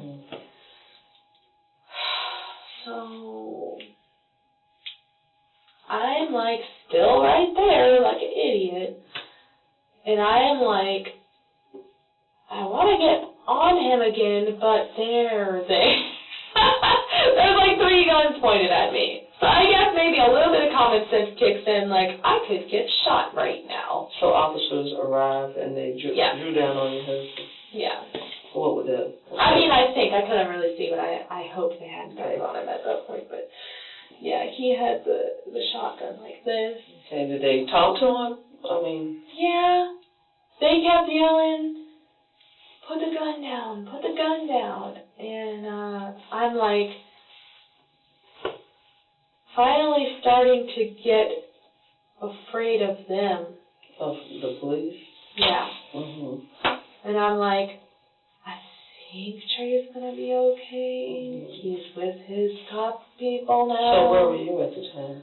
So I'm here at my trunk like this or whatever. So I'm starting to move around to get behind a vehicle so that when they start shooting, I don't get shot. What kind of car do you have? It's like a 2013 Honda Civic. What color? It's silver. It's gray. It's gray silver. Okay. It's like dark gray. It's still sparkly. Yeah, So they made contact with your husband without any problem? They talked about it? Oh, no, they had problems. They had problems? Tell me about it. So I'm over here, like, behind the car, and finally somebody comes over here and is like, ma'am, come here, or whatever, or come to me, or whatever. Yeah, so I just started running. Okay. No, they were at the tree. They were hiding behind the tree. They had their shields. One of them had some pine trees on them, which I thought was really brilliant, so that maybe Trey wouldn't see them that well. So I went over there behind the tree, but it's a good thing they told me what to do because I was going to go to Lloyd.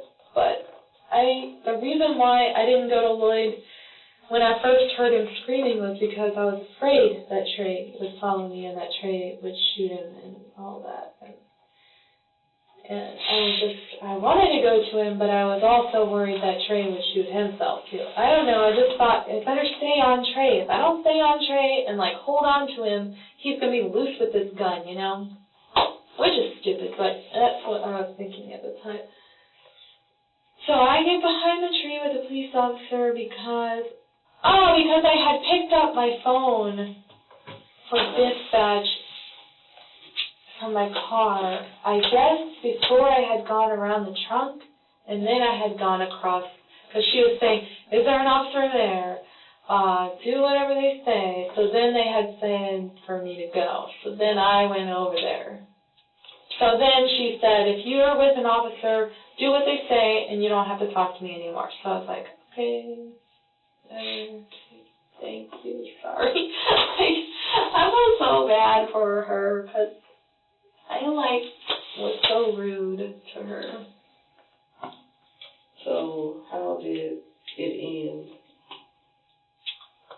So Trey kept saying that he was going to go back in the house. They kept telling him not to go back in the house. I didn't want him to go back in the house because I was afraid that he would shoot himself. So let's see, maybe that happened. That must have happened before I ran to them, I guess, because I remember being like right there and thinking, should I go in the house? Should I get on him again? And I'm like, no, I better just do what dispatch said. I better just do what they said. I don't want to get shot because they're trying to shoot Trey and I'm in the way. So so Trey goes in the house, I guess, so. You guess? Well, they were the last point I saw him was on the porch. And then they were I thought I saw them around the porch. But honestly, I was too afraid to look. So I was mostly just behind the tree. So Okay, when I you did stayed look, behind the tree. The last you saw your husband, he was on the porch. You couldn't tell me really went inside, but you knew the officers were surrounding him. Okay. And did you see Lloyd at any point after that? no. Okay. I didn't know if I guess I was just going to do what the police said and hope that Trey didn't get loose from them and shoot me. of course, could you go over with her about the rules he talked about and how he made her so scared and the actions that he struggled with? Absolutely. First of all, thank you for walking through all that. I know it's unpleasant to have to go through it and then have to try to explain and answer a bunch of questions. But of course you understand the importance of us having a good understanding of what happened, because you were there and we weren't. And of the three people there, you kind of had the most perspective out of anyone. You're kind of through it during the most of it. Right now, I just want to back up and revisit some of the things we were talking about earlier. Because getting the background on this whole situation, we're talking about something that didn't just happen tonight in an isolated thing. We're talking about a situation that's kind of been developing for a long time. Everything you're talking about, your relationship with Trey, is very relevant. So I want to go back to what you were talking about earlier. You're talking a lot about rules. Can you tell me more about that, Charlotte? What kind of rules did Trey have? You mentioned two specifically. You said no guys and no drinking. Tell me about some of these other rules he had. Well, he was mad that I had stayed out late, so I was like, do I have a curfew? No, and I apologize I want to make sure I'm clear on what you're saying. We're kind of bouncing around, so I'll apologize ahead of time for interrupting you, y'all. When you said he was mad at you for staying out late, are you talking about tonight specifically, or are you talking about times in the past, or just kind of in general? He was mad at me. Can I take my shoes off? Yeah, whatever you need to do to be comfortable, absolutely. I'm sorry, my feet don't ow. They get really cold.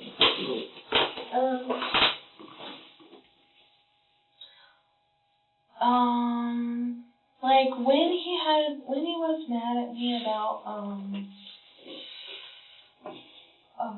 going to, where did I go to? That parade? When I went to the Wild Rumpus? Yeah. Is that what you're thinking of? Yeah. Mm-hmm. When I went to the Wild Rumpus, I feel like as part of his rules that I don't understand because I never get them right, I remember asking him, do I have a curfew? And he was like, yes. And I was like, okay, what is it?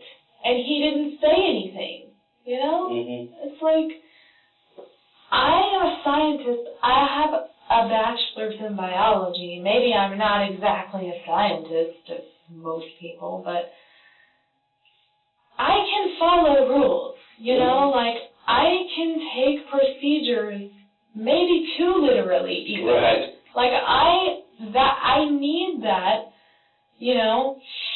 and he just wasn't being that clear with me, I feel like, on the rules, and also I wanted to know his exact rules so that I could break them also and still get away with it. Mm-hmm.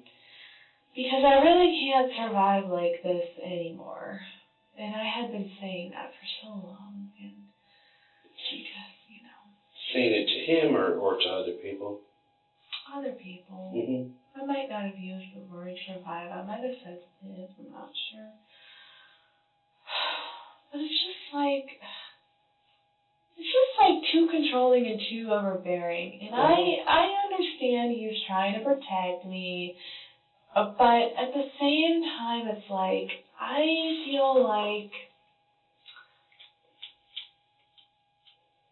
I have all these freaking rules to follow at work, and I have all this disrespect at work, and all of this repression at work, because I'm the lowest person in the laboratory. It's I was telling Trey, I don't need that when I come home as well. Mm-hmm. I'm something has to give. Either I have to find a new job, or we have to come to a new resolution. I had been trying to talk to him about it. Right, because you don't want to feel like a low-ranking employee in your own house. Yeah. I mean, it had been fine for a while, but I was starting to feel really bad because, my mom's sick. I don't even know if Trey would even care or be there for me because I don't feel like he was as there for me for my uncle's death as he should have been. And And he's never understood my mom and her problems. And now he's, like, got this thing against my twin brother. And I was even telling Lloyd this. Like, I just feel so hated. Like, how can you hate my twin? That is me, basically. I mean, not really. The DNA is different, but... I get it, but mostly the same. I get what you're saying. Yeah. So you flat out asked him, do I have a curfew when you went out to the Wild Rumpus? And you said he didn't really answer. Did he just not respond at all, or did he give a vague answer? He just didn't respond. I feel like he just looked up into space. So like he didn't say anything at all?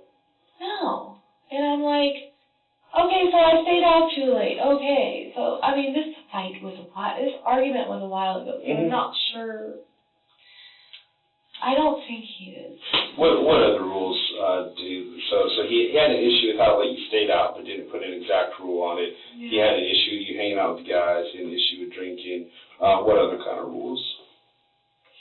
I couldn't wear all this slutty stuff that he bought me. Like, I lost, like, a lot of weight, and I wanted to wear some slutty stuff. Not just because I felt like I'm with people I can trust. Like, and Athens is pretty safe in my opinion. I don't feel like I'm going to be stabbed everywhere I go.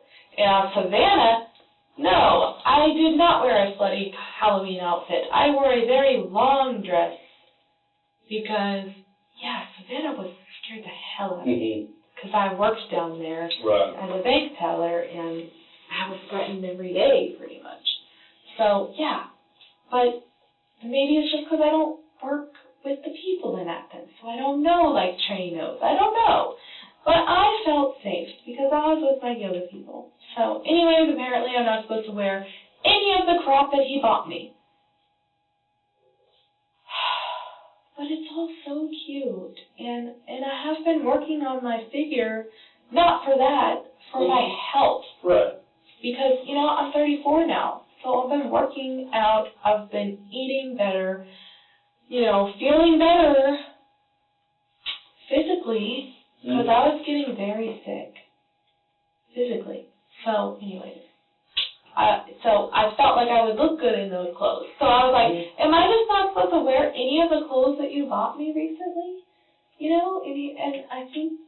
He's the one who bought them for you? Yeah. Why do you, and you might not know, it's okay if you don't, why do you buy you clothes if you didn't want you wearing them? He said that, you know, I could, like, wear them around the house, or I could, like, wear them with my girlfriend. Oh, okay. So he bought it to wear, but he was just picky about the environment you wore it in, that kind of a thing? Okay. Like, he approved my Halloween outfit. Like, he bought it, and it was super cute. And it wasn't even, like, a nun outfit. Like, it was cute. Like, it came up to, like, here, you know. But it didn't show cleavage. It didn't show all this, you know. So, I mean, you know, it wasn't super slutty, which is good. So...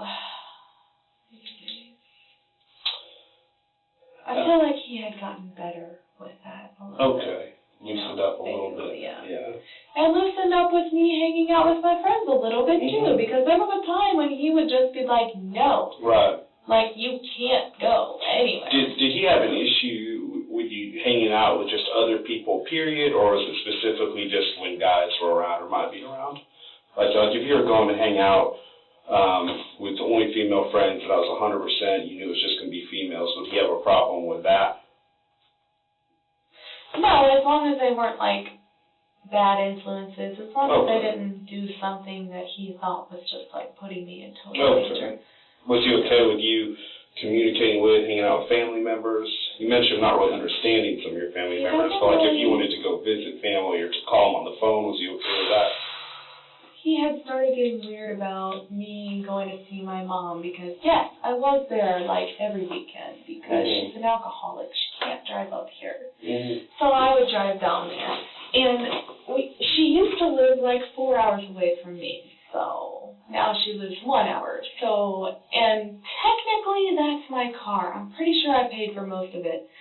Plus my uncle practically gave it to me, so that is my car. Like, he cannot claim that. He tries to claim that all the time. But anyways, I get it. He didn't want my mom using me. You know, he didn't want me to be expending all my energy in the relationship and her not giving it back to me. Okay.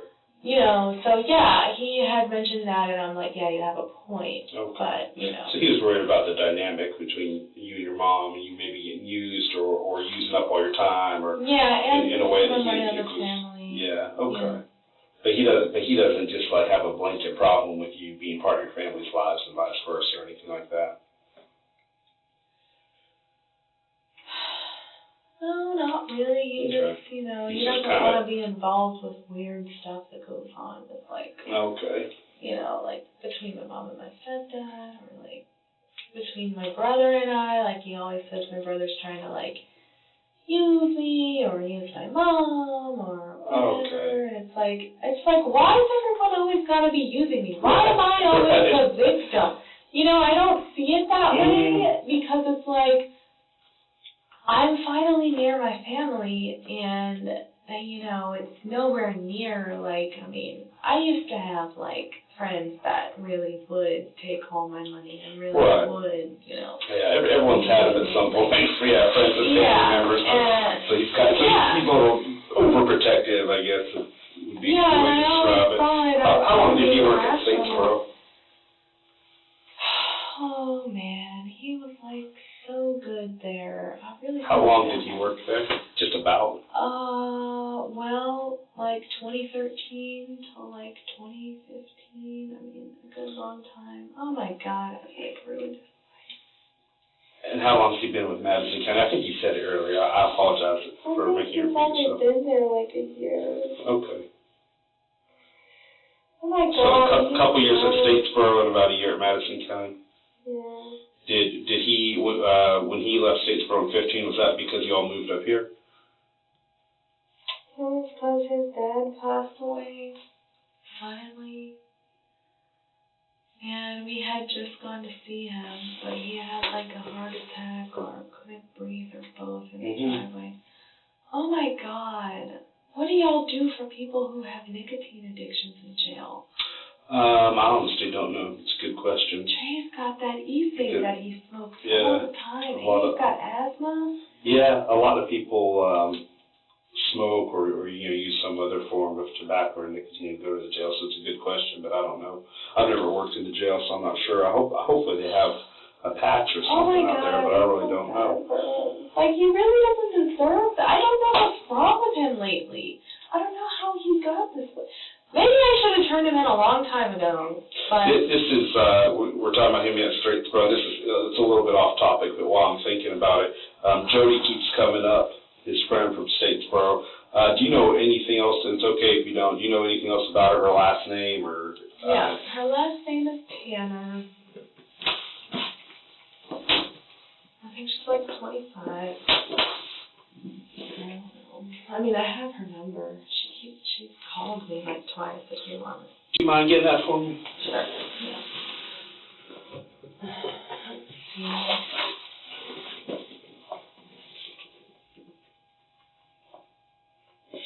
Oh my God.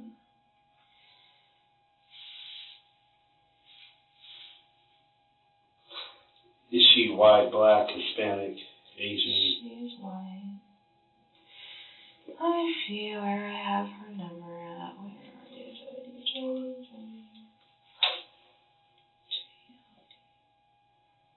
Jody PD. What the hell? Wait, sorry, wait. It's okay. I'm not that good with technology. I mean, I am for some stuff, but... Okay, here we go. Okay, I thought I could just pull her up from, like, messages, but, yeah. Thank you very much for that. Mm-hmm. So, back to what we're talking about, just kind of the dynamics of your relationship, and, rules, controlling kind of behavior, all that. Let's go back to that night of the Wild Rumpus, because that's a recent event that's come up a couple times. It's fresh in your mind, and I think talking about that will help me better understand some of this background stuff. I'm just trying to wrap my mind around. So you were walking us through that night, and and we kind of cut out a chunk of it. So one of the things, and maybe this is just to help me kind of best understand everything we've been talking about tonight, I just wanted to jump back and kind of finish the story of what happened there. So Wild Rumpus, 2 chocolatey cocktails. He's not a fan of your beat now, but you're Charlotte, I don't need you to get hung up on every little detail. I know details are important. I appreciate you trying to fill us in on everything, but I'll just kind of get in some general ideas and stuff now. Okay. So where we left off, it sounds like it's about 3 in the morning. It's time to go, and you're having trouble finding your car. What happened with your car? Because you didn't get. Did you ever get back? Did you get back to it and decide you weren't good to drive, or did you never find it? What happened with that? Well, the Uber guy told me, the Lyft guy told me that I should not, he was not going to take me back to find my car because I was not good to drive. And that was news to me. He said that I was too giggly to drive. And I didn't know that because I don't drink. So I was like, in that case, yeah, let's go back to my house, better safe than sorry. I'll sleep for a few hours, and then I'll get another lift and go find it so that Trey won't find out that I lost my car. So he's like, yes, that's what you need to do. And I'm like, this guy knows because he is a Lyft driver, so even though he doesn't know me and that I'm giggly anyways, if he thinks I'm not safe to drive, then I'm not safe to drive. Like, I'm not going to just get behind the wheel, anyway, whatever. So went home, slept, Trey comes in. And again, apologize for interrupting, but went home or went to Lloyd's house? No, went home. Like, I was at Lloyd's house, the Lyft came and got me, literally, so let's back up to that. So you're downtown looking for your car, then what? Well, I'm downtown, and then I'm at wherever it was that I got really good Indian food at. And Lloyd was going to walk to his car. And I'm like, Lloyd, do you mind if you drive me to find my car? Which he's done before. Which obviously Trey doesn't know about that. But anyways, so he was driving me around and around and around.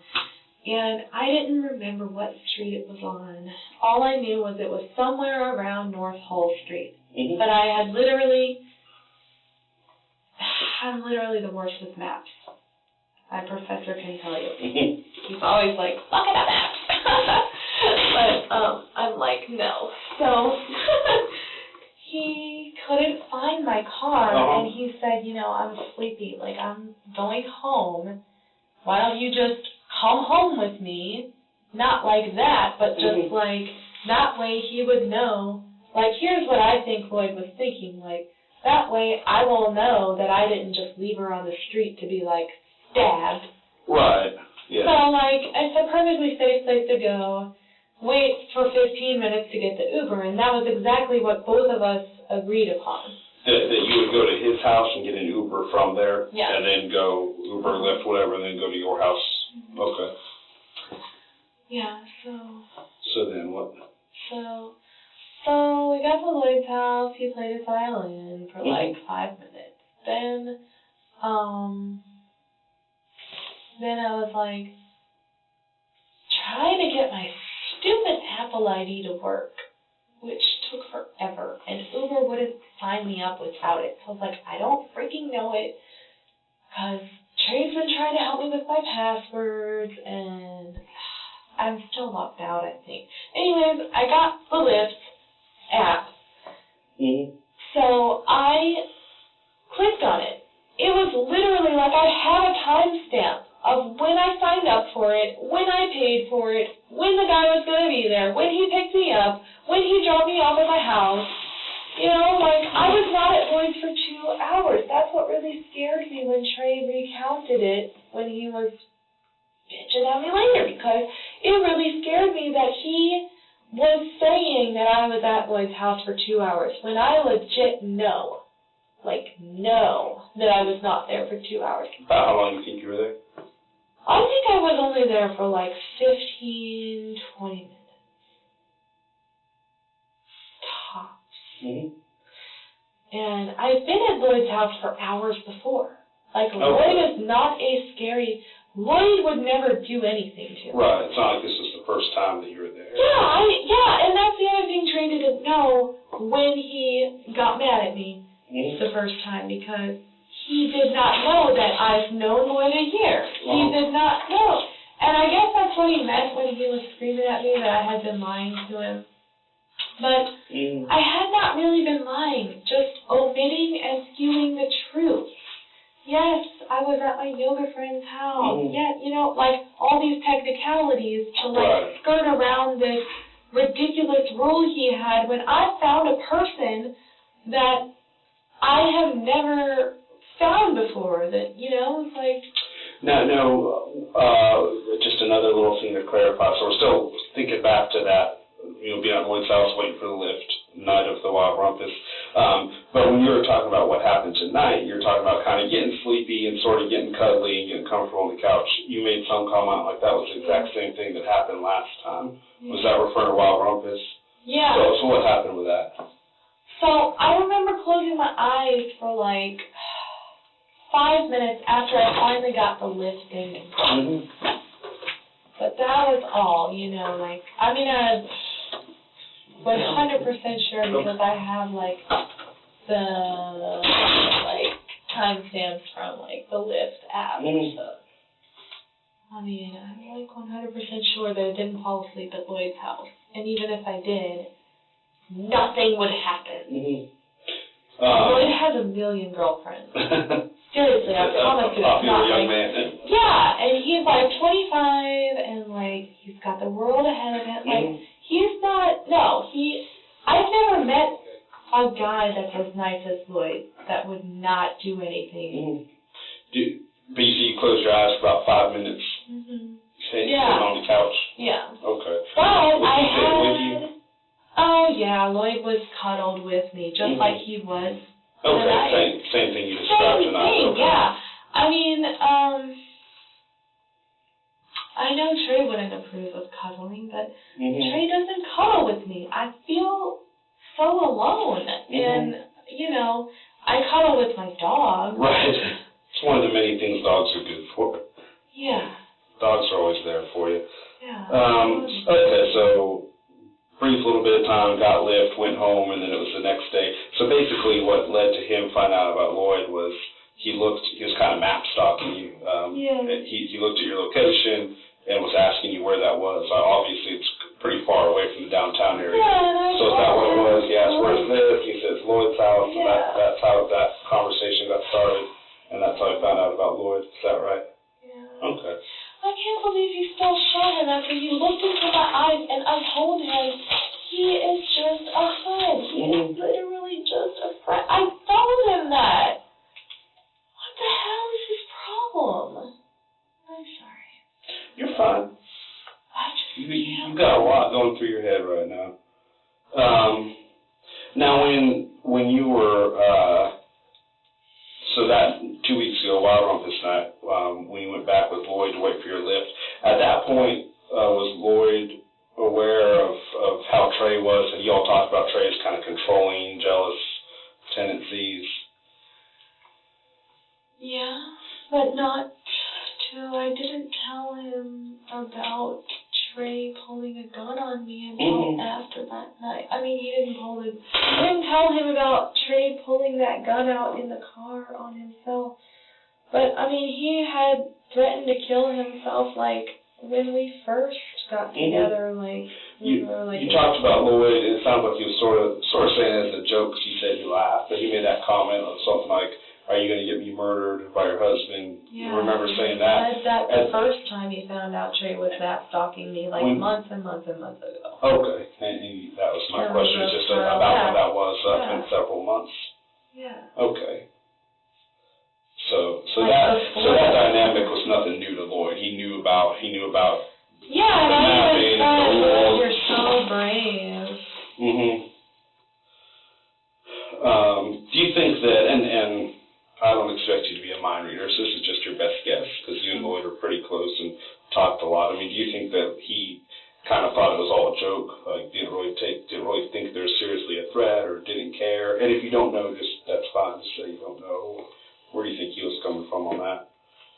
I feel like he put all of his trust in me to Okay. know whether or not Trey was really going to get there. But Okay. I also That's felt fair. like he was really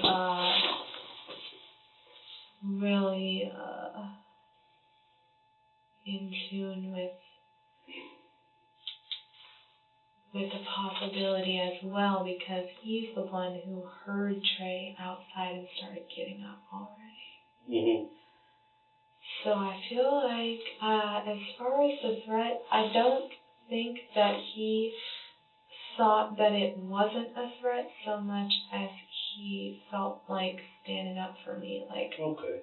because he always will write me back and say, you can do whatever you want. You can hang out with whoever you want. Just like totally trying to empower me. Right. And not for selfish purposes. Like, Lloyd and I are just friends. I think he legit was just like, you know, he just doesn't see boundaries like that, you know? Right.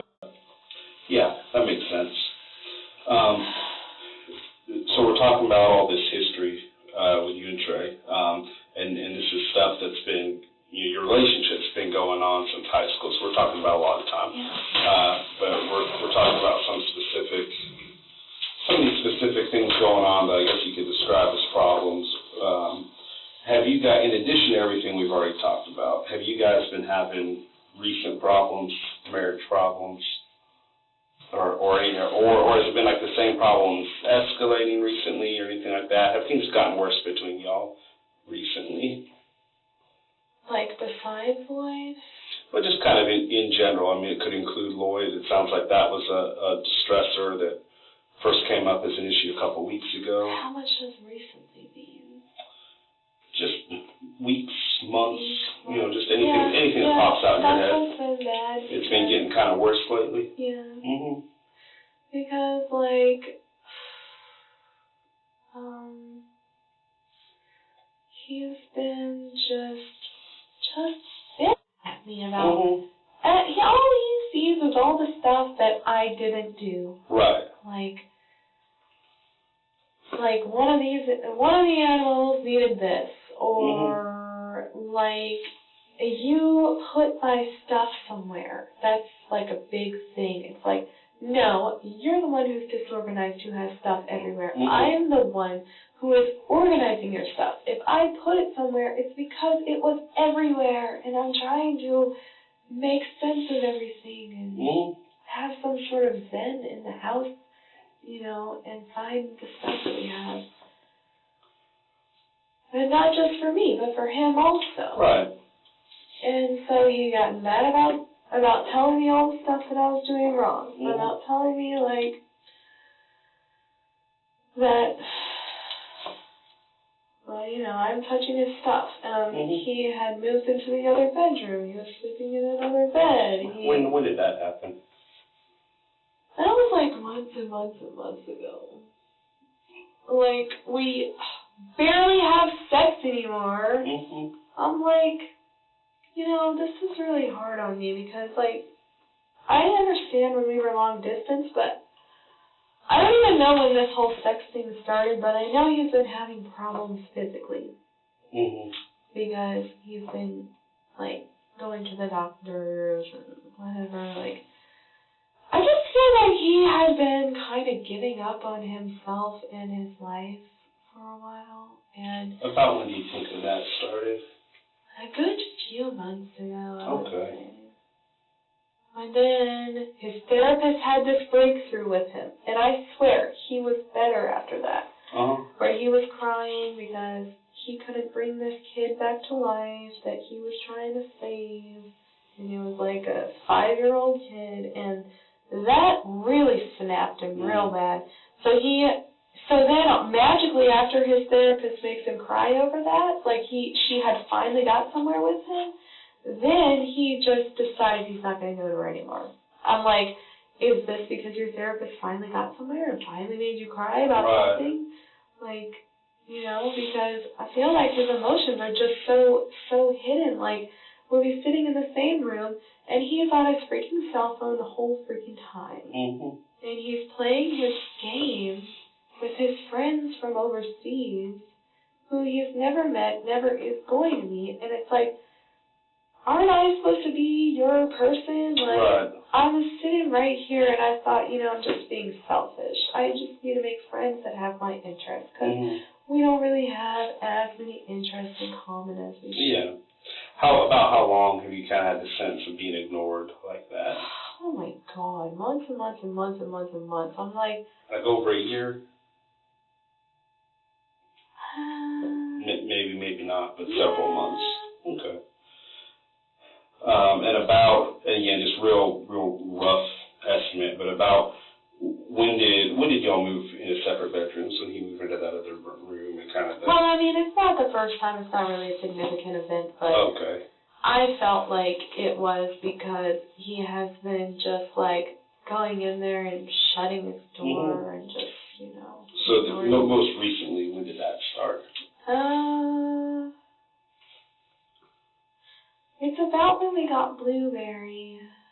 Who's Blueberry, a pet?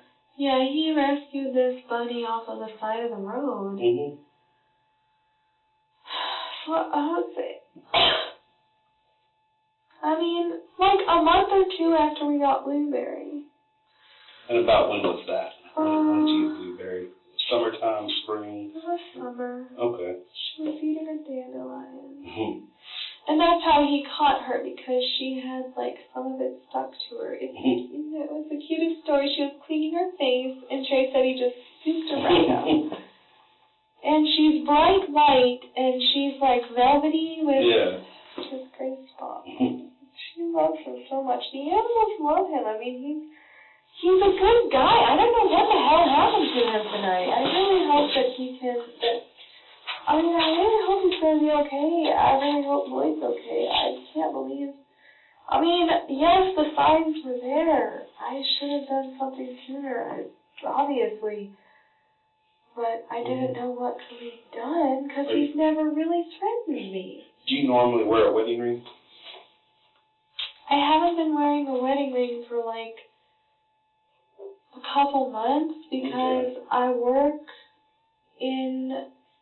I'm like taking wastewater samples, and I'm in the environment, and I have pumps, and I was around like this drill, and I was like, is this thing ever really going to be clean? Because I'm a biologist, I'm starting to get really creeped out about the lack of sanitation on this project. Correct. But, that's... How long have you worked over there at UGA?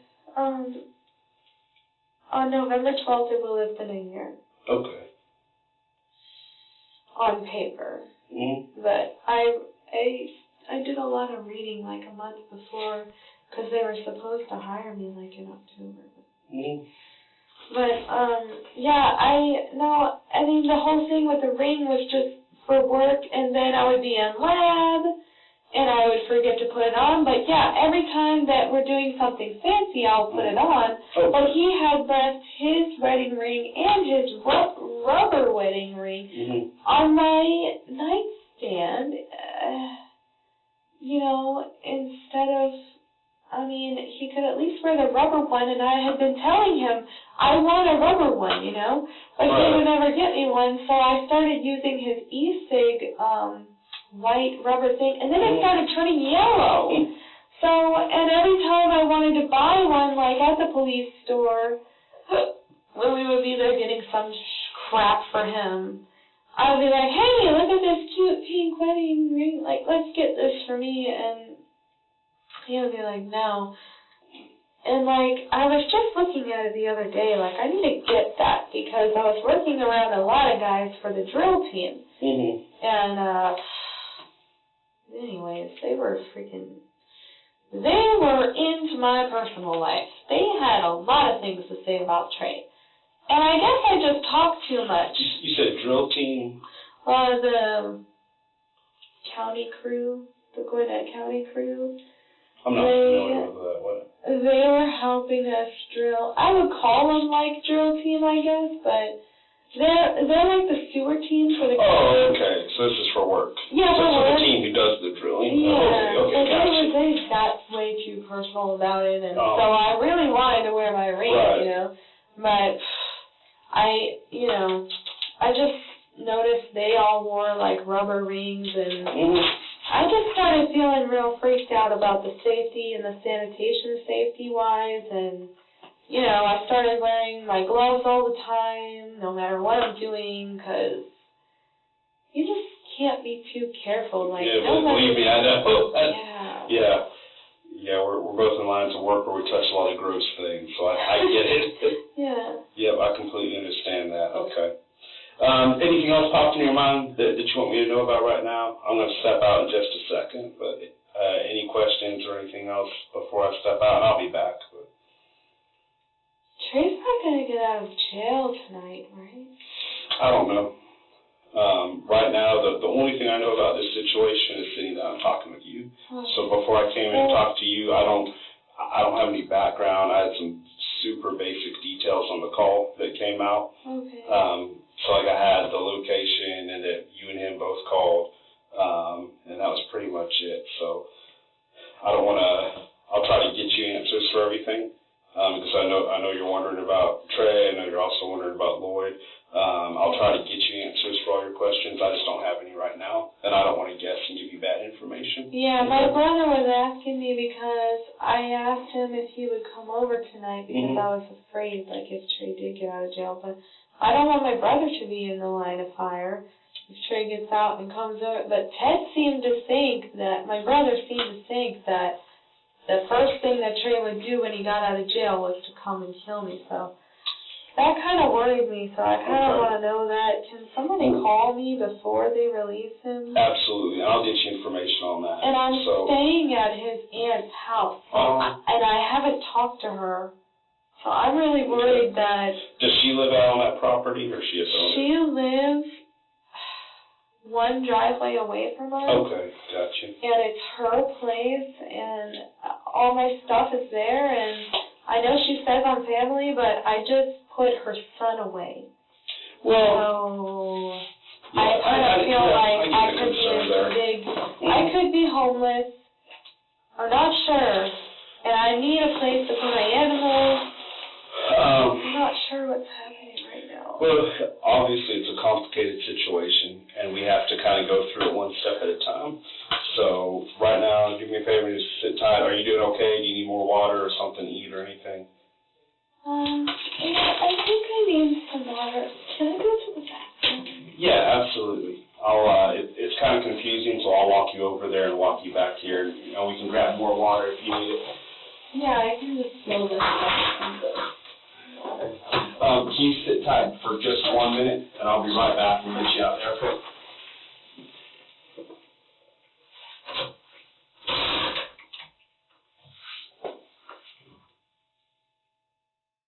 In another room, police interrogate Trey. Yeah, let me grab some. Grab water.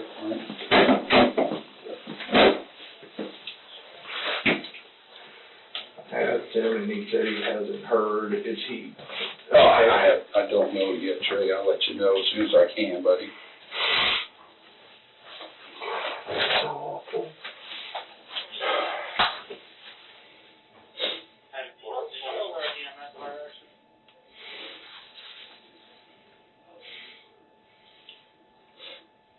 Just relax and breathe. This is hard. I know, buddy. I lost everything in my life tonight, and I don't think that I've ever made so many people this disappointed all at once. Well, like I said, I'm not mad at you, man.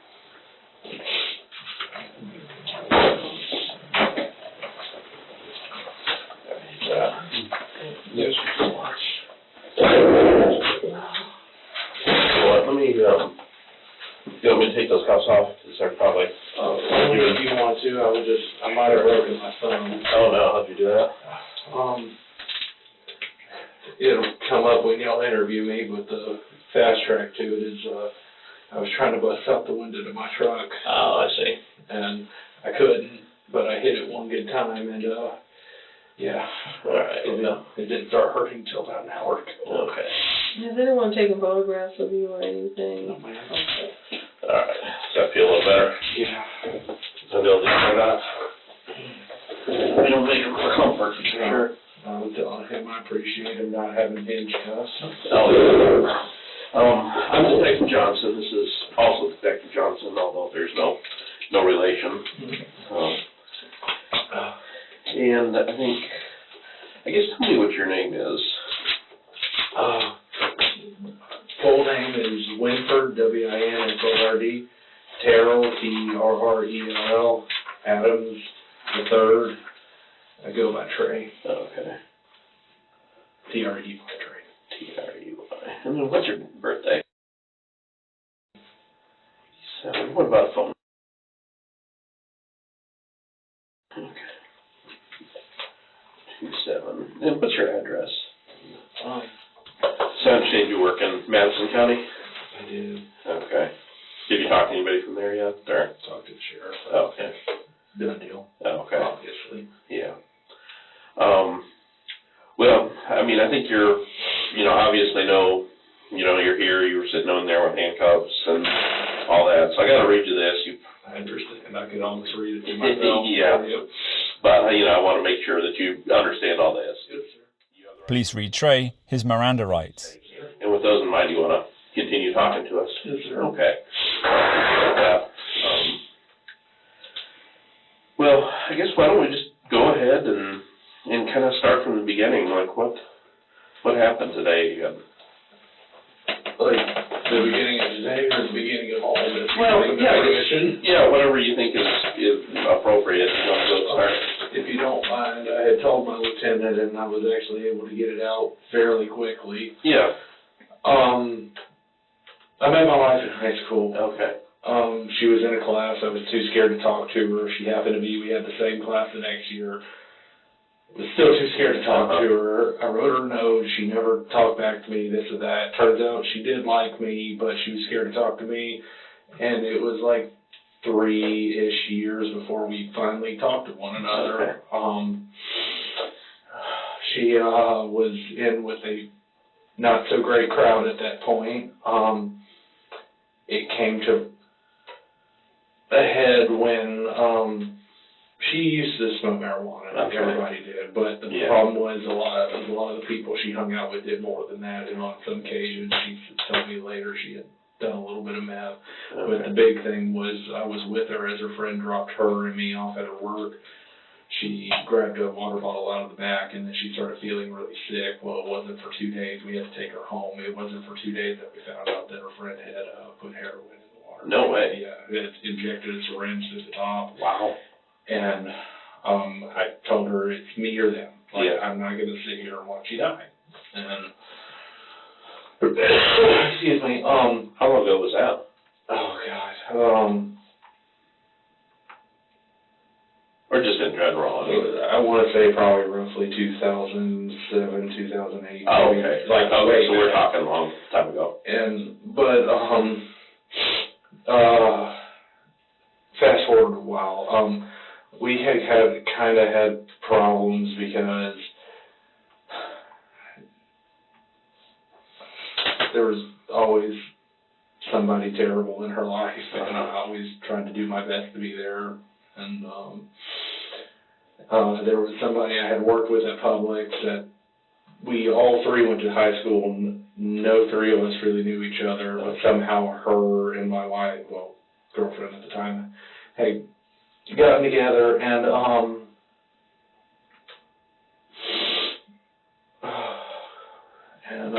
one night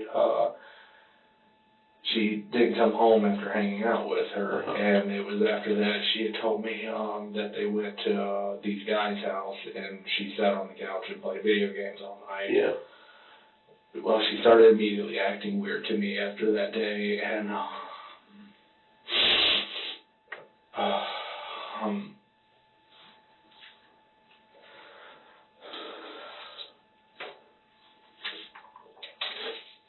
she pretty much stopped hanging out with her friend about roughly a year later. I had gotten, she was acting weird to me. We got into a big fight where she said she wanted to leave me, and I was at work, and I started crying, and they had to call the EAP because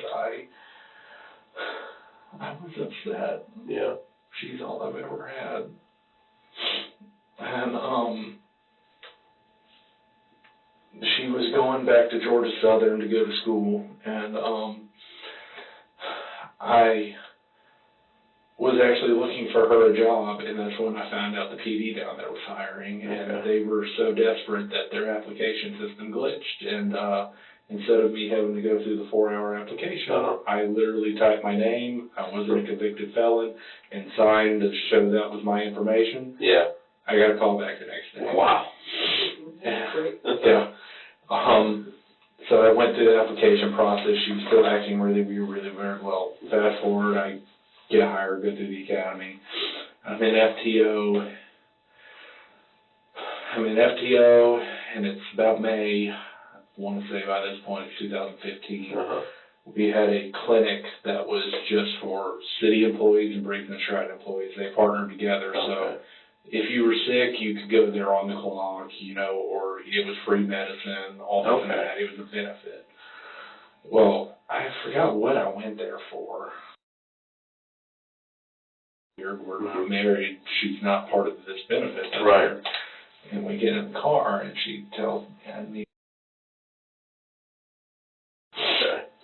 And she told me that she thought that she got taken advantage of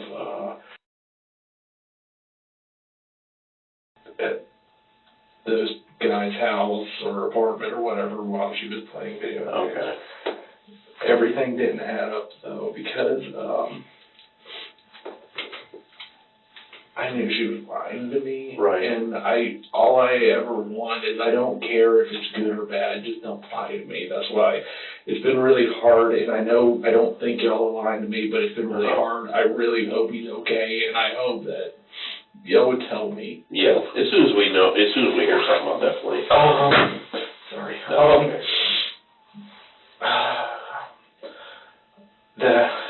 The next day she went to work, and I'm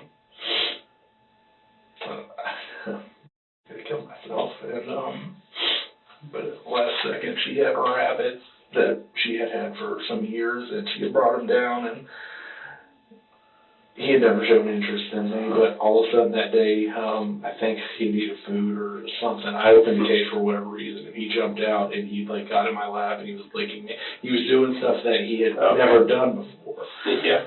And he became my best friend, and because he was always there and all that. But then I got the first real friends I ever had working for Statesboro. And I had made the ultimatum with her, well, you have to leave this life behind. I'm still willing to try. You have to leave this life behind, and we have to get married, because she kept saying she didn't want to do any of that, and she didn't believe in it, but it was important for me to get married. I've always wanted to get married and be with somebody. Right. And so fast forward to I believe it was August 2017. We got married before all that. But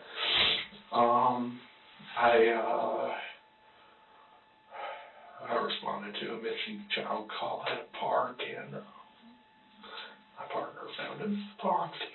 Oh, no. That was in Statesboro? No,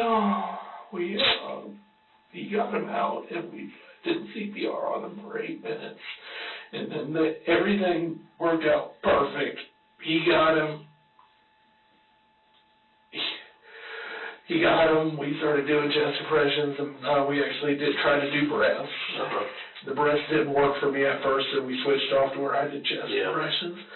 We had a 911 center. It was right down the road, and one of the guys was the first responder, and he left and brought us an AED. I mean, within... It just didn't work out. Okay. He was 3 years old, about to be 4. His name was Noah Gross, and he liked Paw Patrol, and I don't know why I know so much about him. But I never got over it and seeing him and all that. And I wanted to to leave Statesboro right then. I didn't think I could handle it anymore because, I don't know how y'all do things here, but it wasn't uncommon for me to go to a party call of 3,000 people by myself. Really? And one night I showed up and I got everybody out of the parking lot, and I counted, there was more people around the building because it was on the top floor. Yeah. There were people around the building. I counted over 900 people in the apartment, plus there was easily another 1,500 people around the building. That's crazy. And they were starting to get riled up, and I called for backup, and then we had a riot. They started attacking us, and ever since then I just got scared. And I had another call where it was me and like 800 people, and they had a DJ, and the DJ said, "There's only one of him, let's fuck up." No way. And I started getting scared, and I know you can't do y'all's job being scared. You can't. Right, but still, that's not your fault. That's absolutely unsafe for. Yeah, I mean, if you had people. Yeah, I mean, if you had 15 people, that wouldn't have been enough. And but anyways, I wanted to leave just because of how many calls we were shorthanded. I was exhausted. Oh yeah. And then all those other things, and I initially got hired by Chief Donnie up in Royston at Royston PD. Okay. Donnie Bowman. At some point, him and my cousin may be down here trying to harass y'all to figure things out about me. I'm sorry ahead of time. That's okay.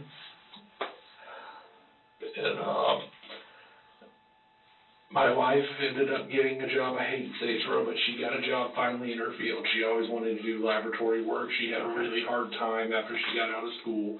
It took her I think it took her about 3 or 4 years to get an associate's degree, and then it took her an additional 4 or 5 years to get a bachelor's. Okay. So I was waiting for the school thing for a while. Well, she got hired in an onion factory in the quality control area, but it was laboratory. It wasn't, anything weird, and so I turned him down, and I stayed there for a little longer.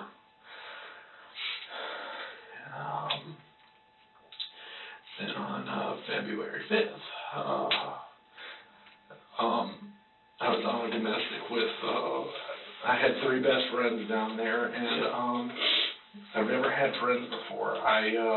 When I was growing up, I was always a kid that was made fun of and people were mean to and all that, all the way up through high school. I've never really had friends. I've never had the people that just wanted to hang out with you. Right. And, so I was one of my best friends. I was with him, and I just get a call from my mom's phone, and I don't like my mom. I don't know why I picked it up, but for whatever reason I did, and it was actually my dad's neighbor calling to tell me my dad was down and he had done CPR, and there were no ambulances there, and I tried to leave as quick as I could, and I backed into a ditch, and nobody would come get me. And I had a complete breakdown in the middle of somebody's front yard because I couldn't get anyone to call me back, and I couldn't go. And right, yeah, you're stuck. And he died, and... Well, there's nothing you could have done. No, they said there's nothing that could have been done, even on their side, and I believe them. And we moved up here because we had moved out in the middle of nowhere in Bullitt County because one night I was on my way home and a shots fired call came out at an apartment complex. I was a courtesy officer down there too. Okay. A neighboring complex. Well, I was like, I've got 5 minutes. I'm going to hell to the time clock. The other shift's here. Yeah. I'm going home. As I'm going home, my wife calls and she says, as I pick up, dispatch changed the location to my apartment. Oh no. And she said that they were right outside of our door shooting. And so after that, I quit that, and we moved to the middle of nowhere. Well, right down there is outrageous, just like I'm sure it is here. It's really, I wouldn't have guessed that. It's terrible. We were on the county line. I was at least 30 miles away from the city. Really? And the cheapest we could get was a trailer for $1,100 a month. That's crazy. I would have never ever guessed. And the only thing included was water. Wow. That's weird. It was terrible. Huh. And so when he died, he had all his land up here, and he had just bought it. He'd only been there like 6 months. I was like, let's just move here, and we'll get the house redone to make it livable. And Chief Donnie recommended that I apply with Madison County because he likes Michael. And then I get up here, and all my friends from Statesboro don't talk to me anymore, and Just kind of the distance. it's one of those things I used to say, like, whenever somebody left, they're dead. You know, they just kind of die, fall off the face of their earth. And that is kind of how it, just kind of how it happens. That, And it was just really hard because I couldn't get over them, but it was just like they got over me real quick, and sure, it's, more out of sight, out of mind, rather than anything purposeful. then I got fat because between driving back and forth trying to make arrangements, and now I was embarrassed to go see him because I gained 75 to 100 pounds in a year and a half. Oh, wow. And I can't lose any of it. Yeah. And but anyways, I'm sorry. Yeah, that's all right. We move up here. I'm really stressed out, just trying to figure out bills and how to do adult stuff, I guess. Yeah. Is what I always say. And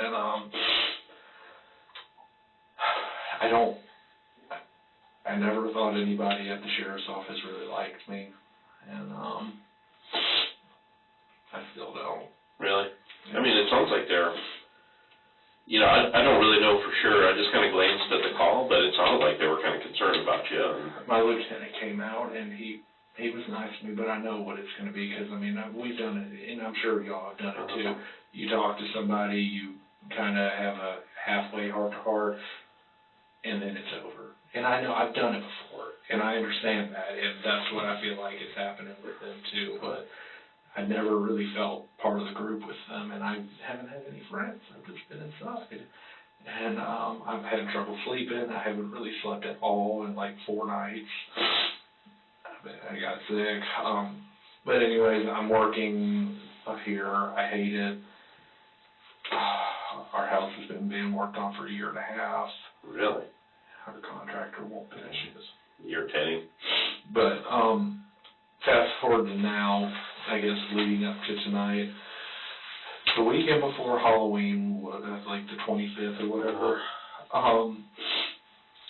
she went out to hang out with her friends.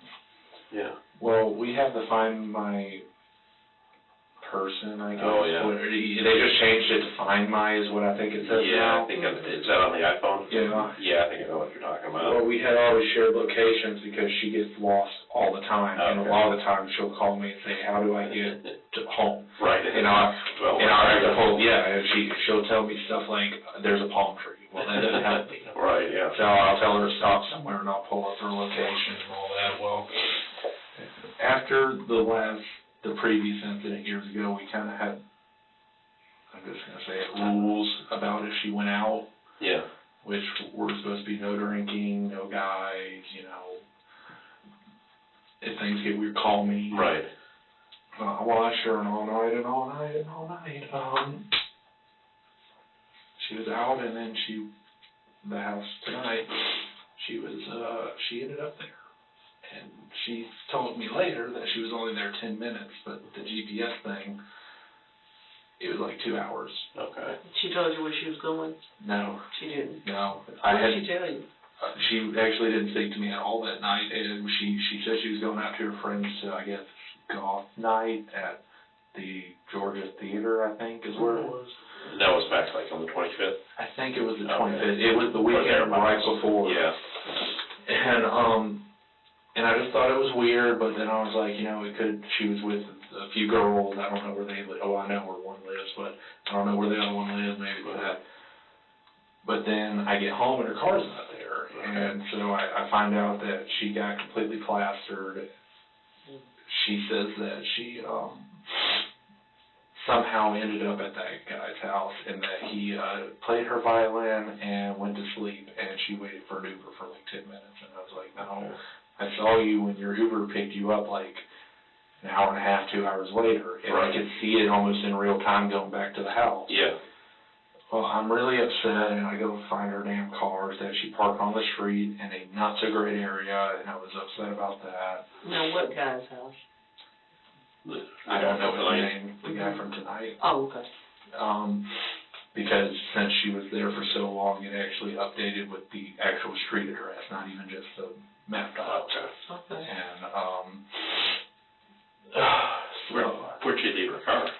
she, if you come in off of 441, it was somewhere not too far in from the loop. I don't know enough about it, but I had to end up calling a wrecker because I couldn't get anybody to come help me get it, and I was worried about leaving it there. Okay. Like an apartment complex or the side of the road, or? It was on the side of a road behind an apartment complex that at 7 in the morning, all I could constantly hear was screaming. Right.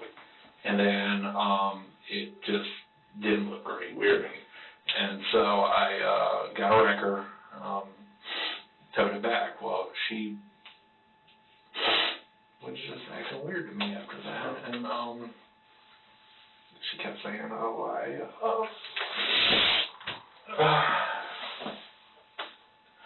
I know him, and nothing happened, and all this and that, but she was acting just like the last time, like when something happened, and she didn't want to tell me and all that. Yeah. So, we've been dealing with that, and because of that, I was so mad I hadn't gone to my therapist, counselor, or whatever, because I've been seeing her for a few months. And, tonight she said she was going out with some AI people, is what she said. What is AI? I'm assuming artificial intelligence, because she works at UGA. Okay. And, but she said she was going to go get food. Well, I actually looked at her location to see where she was going, only because I've been sick today and I was hungry. And if she was going somewhere, I was going to act discreetly, can you bring something back? Right. And I saw she was there. She didn't tell you where she was going to get something to eat? She just said she was going to go meet the AI people, and they were having dinner. Oh. And I feel so terrible. Well, you've definitely got a lot going on. I should have done this tonight. Well, I think you just... And I didn't mean to. Like, I will go ahead and say that. There was no intention of me going there to do this. I ended up driving by because I felt bad, and I wanted to see, like, are there a bunch of cars there? There wasn't. There was her car and one other car. And I drove by like 6 or 7 times, and I finally parked wherever my truck was. I don't exactly know what house it was in front of, and I was like, this is wrong, but I need to know for sure. Yeah. She's never been straight with me, and I need to know for sure. And so I locked my truck, and I walked up, and there were some windows that were kind of open, and all I was looking for was there a table, was there people around, you know, maybe one car picked up a bunch of people. Right. Where did you park? It was Pico, or whatever that little side street is, going to 129. Oh, you didn't park in the driveway? No, I was afraid because if I was wrong, I didn't want her to see me and be mad. I didn't want it to seem like I was jealous. I didn't want to be crazy, you know. I feel bad, and when I have nobody on my side, you know. So she blamed me too after the Halloween thing. She blamed me because she said none of her friends want to see her, and it's my fault she has no friends. And so I walked around, there were a couple windows, I didn't see anything, and then I saw on the front porch there was an open window, and then I see her laying on the couch, and he's behind her, and he's got his arms wrapped around her. Like they're sitting up? Or? No, they're laying down. Oh, okay. Were they clothed? They were clothed.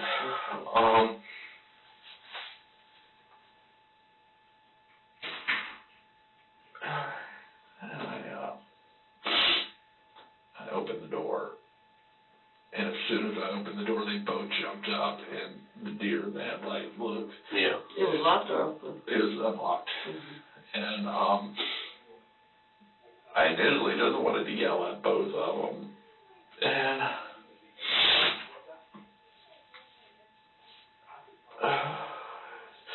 And I looked them both in the eyes, and then she said, he's just a friend, he's just a friend. And I think I said something along the lines of, you don't do that with friends, you know? Yeah. That's not just cool. Yeah, no, that's totally, you're totally right on that.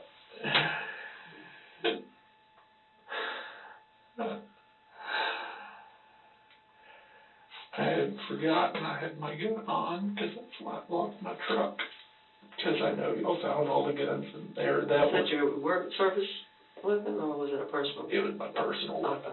What kind was it? It's a Glock 19, third generation.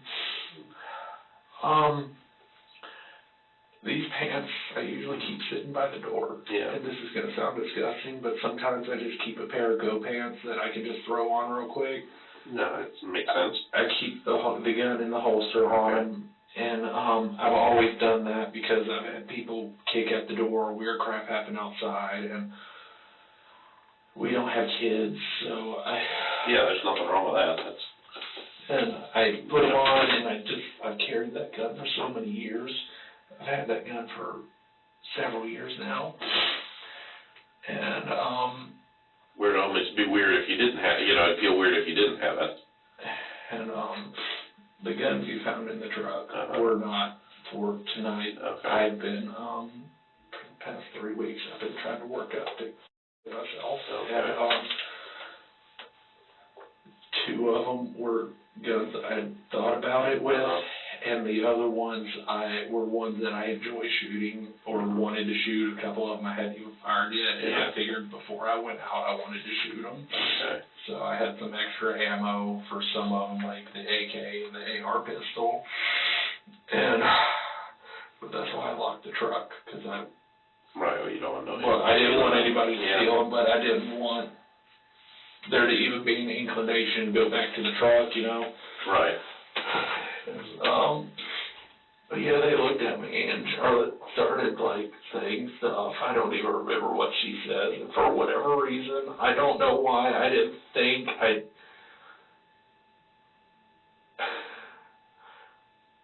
as dumb as it sounds, everything went in slow-mo at that moment, and it felt like I had no control over any of it. Like, I was being forced to watch it, but I didn't. Yeah. Yeah, I can imagine that. And I pulled the gun out and I pointed it at him. And, Where was he at the time? they were still, if you walk in the front door and the couch is off to the left, I had taken 2 or 3 steps in the front door, so they were still in front of the couch. Okay.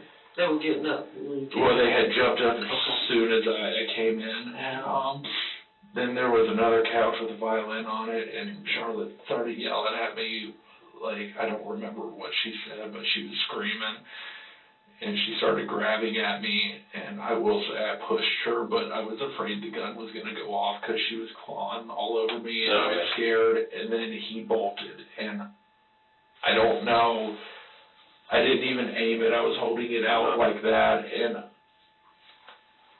I know 2 or 3 rounds, I know 2 or 3 went off, and inside the house or outside? Inside the house. He was running out the front door, and then it was immediate, oh my God. So when you were shooting him, he was running away? Yeah.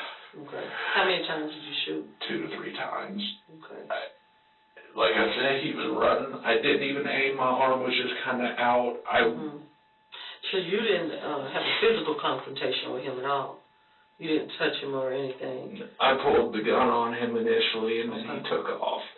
And when he started running, it scared me, and I don't know, like I said, it was still just that situation where I'm watching it happen, but I felt like I didn't have any... Like you're almost outside your body. I don't know how to explain it, like, it's like, obviously, I know I'm a person, I know what I'm doing, and I should have control, but I couldn't talk, I couldn't do anything on my own, and he ran out, and I was like, oh my God. How far away were you when he was running away and you were shooting? Maybe maybe from me to you, maybe, roughly. Okay. When he got to the door, it may have been another couple of feet. I'm not 100%. I was more towards the right by that point. Was he ever outside when you were shooting? No. The only shot that was fired while he was outside and I was outside, I didn't know where he was, but I shot the window out of my truck. Oh. And I did it because I immediately felt bad. And as dumb as that sounds, that's why I called y'all. I immediately felt bad. I feel like shit. I cannot believe that I did this. And my life is over. Like, and everybody keeps saying you can come back. No. If he's going to be okay, at a minimum, I know roughly charges that I'm facing, and I know what will happen to me. I know. If he's okay.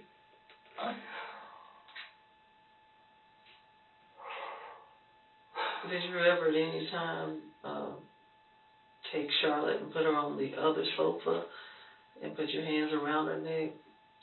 I may have at one point. I pushed her down, and I know I held her. I don't know if it was around her neck or not.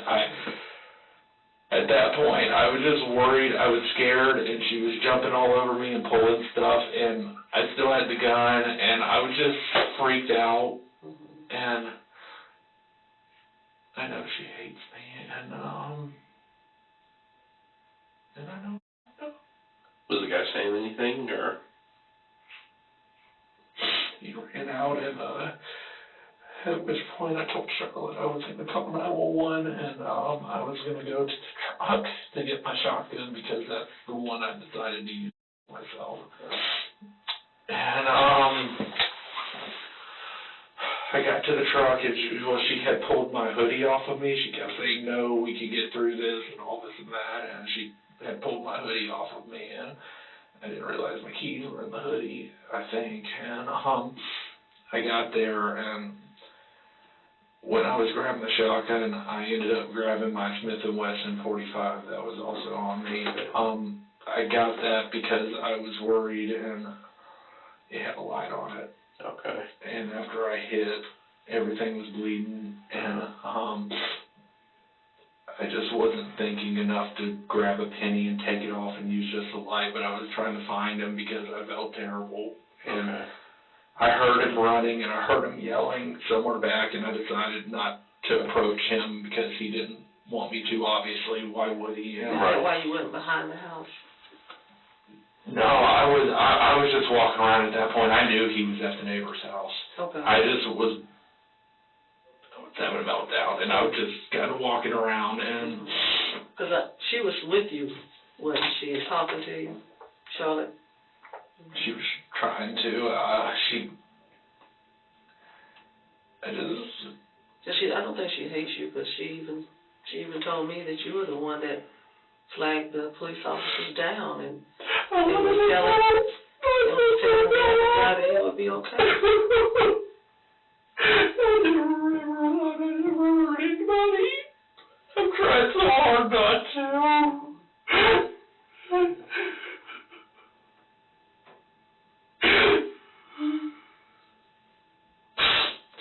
I was always a kid that got beat up on. I've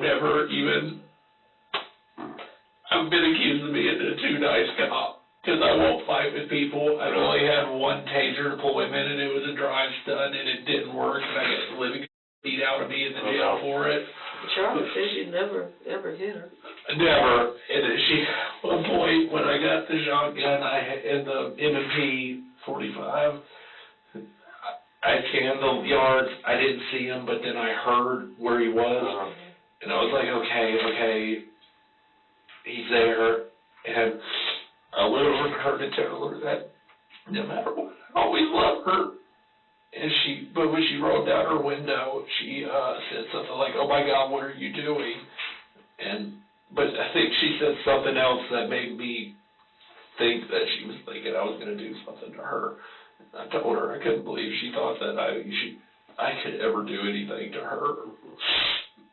Maybe she just didn't know. I can understand. I mean, I'm shocked. She even said that you even told him that he was going to be okay. That they're on their way. I said, he yelled at it. I said, I'm so sorry. And then when they got there, I still myself, but I wanted myself then, and I don't know how y'all do things, but if we had a situation like that anywhere else I worked, if I went inside his house and I was only going to sit there until I could see people running, then they could go extract him, because I wanted to myself, but I wanted to, the only few people in my life that meant anything, I wanted to tell them that. And so I was sitting there telling my aunt and people from Statesboro. You were making phone calls to him? Who did you call? I called Investigator Jody Tanner. I don't know what his official title is now, but K-9 Officer Patrick. Statesboro? Yeah. Okay. So I tried to call him, but he didn't pick up. And then I called my dispatch and I asked to speak to somebody, and I guess I talked to Lieutenant Ring, but I couldn't hear him. I ended up hanging up, and then I called him back and talked with Lieutenant Ring, what's his first name? Jason. I think is that Matt Ring's brother? Matt used to work here. Yeah, do it. Sorry. You need.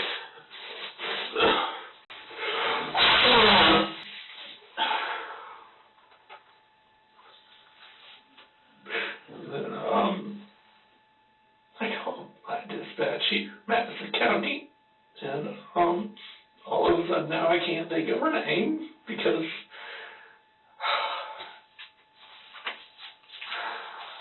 I don't know why. I know who she works with is Matt, but I can't think what her name is now that y'all want it. No, that's all right.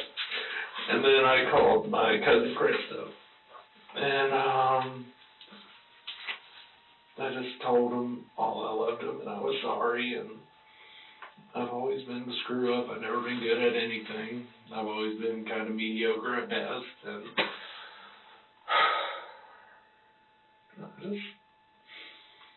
then I went to the door still with the shotgun because the worst thing I wanted was, the two worst things I wanted were to be y'all to shoot me, because for two reasons. One, if I didn't die, but two, I don't want anybody bearing that responsibility, and that's why I told y'all dispatch too, I would not hurt a single one of y'all, which obviously y'all can't trust, but still, I would never hurt any law enforcement or anything like that, and I wanted to make sure that, and then while I was in there, I came really close to myself, because I was still pacing all around, and I happened to walk by his bedroom, and I looked in, and there's his bed, and there's condoms and lube and all this stuff on the side, like on his mattress.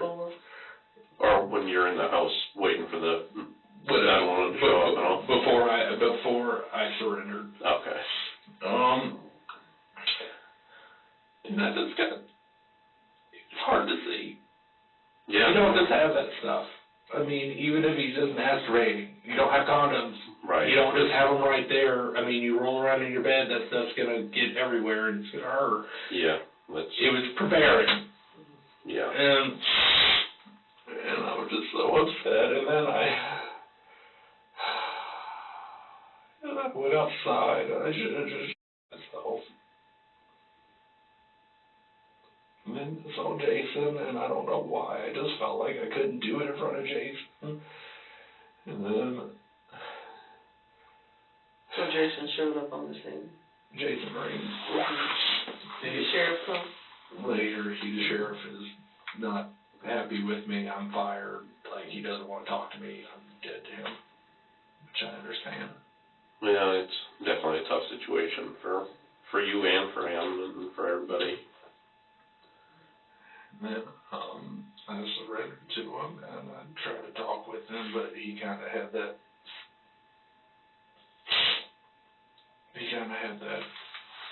half listening thing, like, I'm going to listen because I told you I would.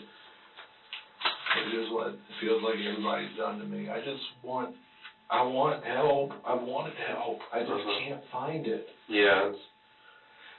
You said you're... I can't think of her name, but it's North Hawkinsville. Okay, never heard of them. I happened to accidentally find them because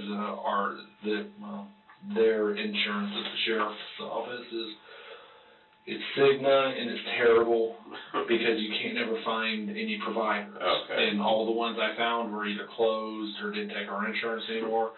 And I found this lady. I feel bad all the time. What is that, blood on your pants, or what is that? I'm assuming blood. Is that from the truck when you shot out? That's the only thing I could assume because I was bleeding like hell for a little bit. Where were you bleeding from? There was right there on my thumb, right there, and then I had some little micro ones all over. Yeah. Just from like last. Yeah, and that's what I think it was because at one point I looked down and my entire hand was covered in blood. Oh wow. I'm taking the. I don't know. How's your thumb feel? It hurts. Is it? Okay.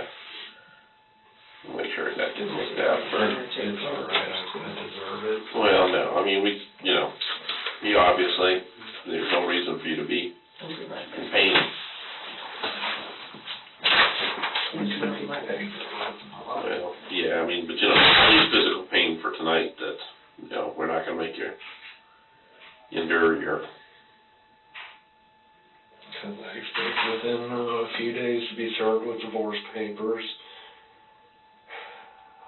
which means I'll probably lose my 10th land. And I've got to talk with somebody because I need somebody to come pick up my guns. I was a firearms collector, and I know I'm not going to be able to be anymore.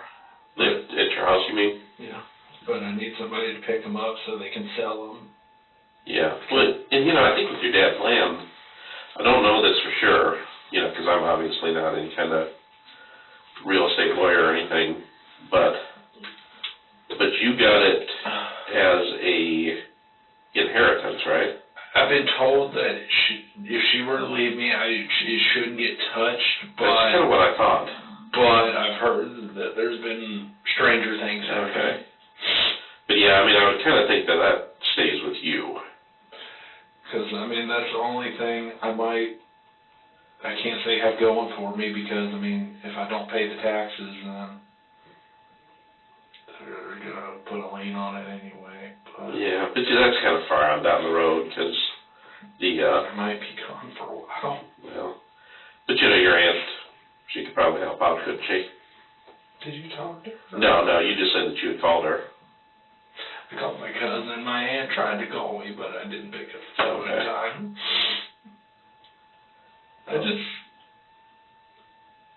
And I know you want me to keep talking because I know you want details because I've done the same thing. Like I was telling, Lester, the guy who brought me in. Oh, okay. I'll tell you what, there's so many new people here That's what I've heard. Because whoever that was that was sitting with you, I've never seen him before. I told him, I said, no matter what, get help. Don't become me. I never thought anything like this would ever happen. I've always been so nice to people. I've always been outgoing. I can totally see that. Like, I would give anything right now to just go to the hospital, look him in the eye, and just say, I'm sorry, even if he says he hates me. I believe that 100%. Now I gotta go. I'm gonna go to y'all's jail and pray that because I was a cop, I get a cell by myself so I don't get stabbed. I will. I'll call over there for you. I appreciate it. Make sure you're... I'm so scared. Yeah, no, I couldn't imagine being in your position. I really couldn't. I feel like I'm losing everything, and I'm never going to get to talk to anybody again. And my best case scenario at this point from talking to y'all is probably my best case is at least the minimum of ag assault and probably battery, family violence, or maybe ag assault, family violence, if she says, which I'm not disputing, I put it around her throat, I don't know. But I think she told the other Detective Johnson that there was no pressure.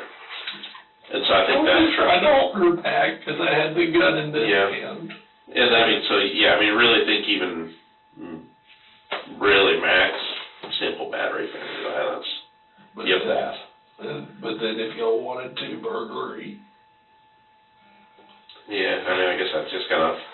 And I'm afraid I've screwed up my life too much. There's no second chance that I'm going to go away for a really long time. Well, I mean, it's difficult to predict that, and everything's going to be gone when I come back. No matter what, he's always going to have been shot. He's always going to have felt that pain. He's always going to have felt that fear.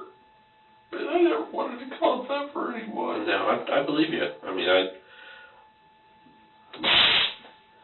totally see what you're just going over there that she was... No, and I shouldn't have gone over there. I'll tell you straight out, I shouldn't have gone. But after the last time, and I never officially do, because... But it was going to make you feel better. I mean, because if you had gone in there and you'd seen that there were 6 people playing poker, all right. Yeah, you would have gone home and you would have said, the last time her computer one day, her computer was running slow, so she had me look at it, and I was going through stuff. She had just all this crap downloaded and all that, so I'm trying to delete stuff, and she had like 5,000 documents, so I'm going to each of them I'm going to each of them one by one, seeing what they are, and is that something that realistically she needs or doesn't. Yeah. And I get the one where she's talking about, like, enjoying his kisses when she wakes up and him tickling her feet. Oh. And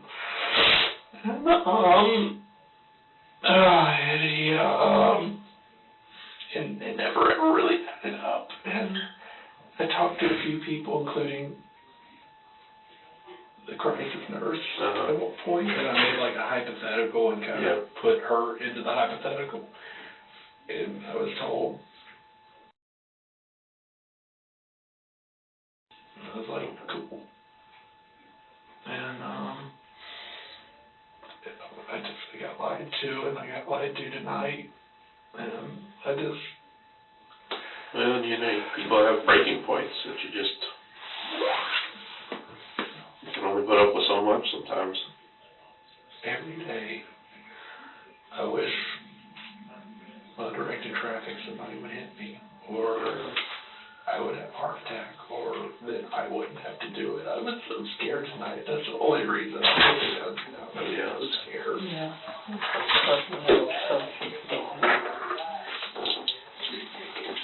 Thank you. What's that? Oh. You go ahead and do this. Oh, okay. I can do it. Yeah, I guess so. It's just one of those gun shot residue tests. I don't know that we necessarily... On my hands? Yeah. You ever seen those?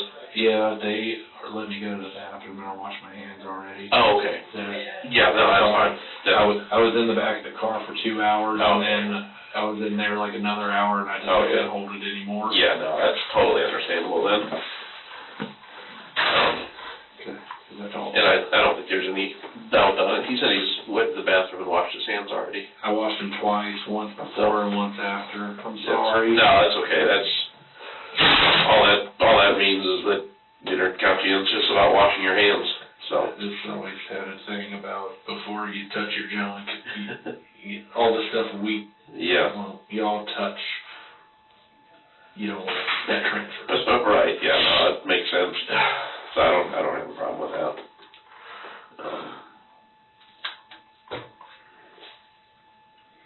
But what do you do what did you do in Madison County? Did you work in the jail or? I was a road deputy. Oh, okay. I've been certified for about 5 years now. How do they do that? Is it kind of like, well, here's totally different because there's really very few road deputies in Clare County. Madison County is the full service. Okay. I started at Statesboro, and they just got to the point where it was hug a thug. Oh, yeah. And yeah, I can't believe Statesboro is so rough. Yeah, and that was the thing. It was really hard seeing people do so many terrible things repeatedly. Like, I'll tell people, you know, there's people I haven't arrested just because, hey, you know, shit happens. Yeah. There's people that when court time comes around, I'm not going to push for the max. Right. Shit happens if you don't do it again. Yeah. But down there, it was nothing happened all the time. Just probation and it was hard. It was hard. Like, I never felt like I was doing any good. Oh yeah, it's just frustrating when you see. And then I come up here and they did things a completely different way, and I just couldn't. I couldn't fit in. I was too nice. They would make fun of me all the time because I would always threaten to use my taser. Well, I've only used my taser one time at the jail for a drive stun in Statesboro. Right. And it did work. Okay. Well, that's, you know, because it's such a small area that, you know, you wouldn't necessarily expect it to work. Well, I understand that. But they make fun of me because I know, though, if you threaten it, sometimes pull it out, whatever, like, people will just comply. They're like, screw Oh, you. yeah. Yeah, definitely. And I don't know how y'all's is, but I was always taught if you pull your gun or your taser or whatever, if you didn't use it, that's just a display of force.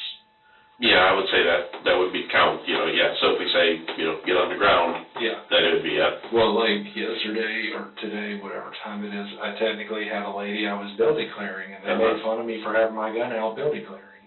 Well, that's nothing unusual about that. I mean, that's how we're trained in the academy, and yeah. I've building cleared before and found people. It's nice to...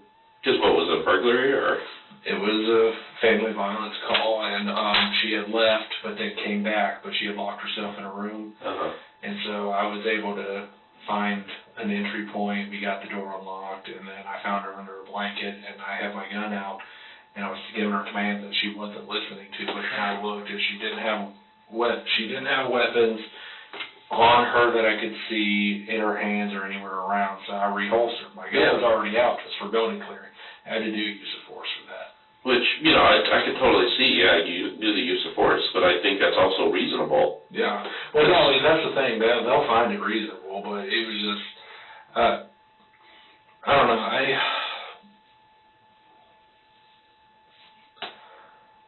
never fit in here. And I wasn't from here. I don't know all the people. I just don't fit in. Yeah, that's probably one of the problems with those smaller agencies that, you know, everybody's related to everybody else, or everybody went to high school with everybody else. And everybody told me to come here, but I didn't think I could work in a city like this again. Yeah, I would have to say this is probably similar to Statesboro in, you know, because I guess you got, is that Georgia State down there? Georgia Southern. Or Georgia Southern. Georgia State's on Atlanta, right? Yeah. Yeah. So, I mean, it's probably kind of similar university town, but apparently you also got a bunch of kind of rough areas, which is a lot like this. And then, Parker, I want to talk to you before you leave. Oh, okay. Let me go. I'll see about him. You can talk to him Want some more real quick. water? Yeah, if I could. Yeah. Because I don't know what's going to happen. Yeah, we'll get you some water. Let me see what type of Parker is good. Hang on a second.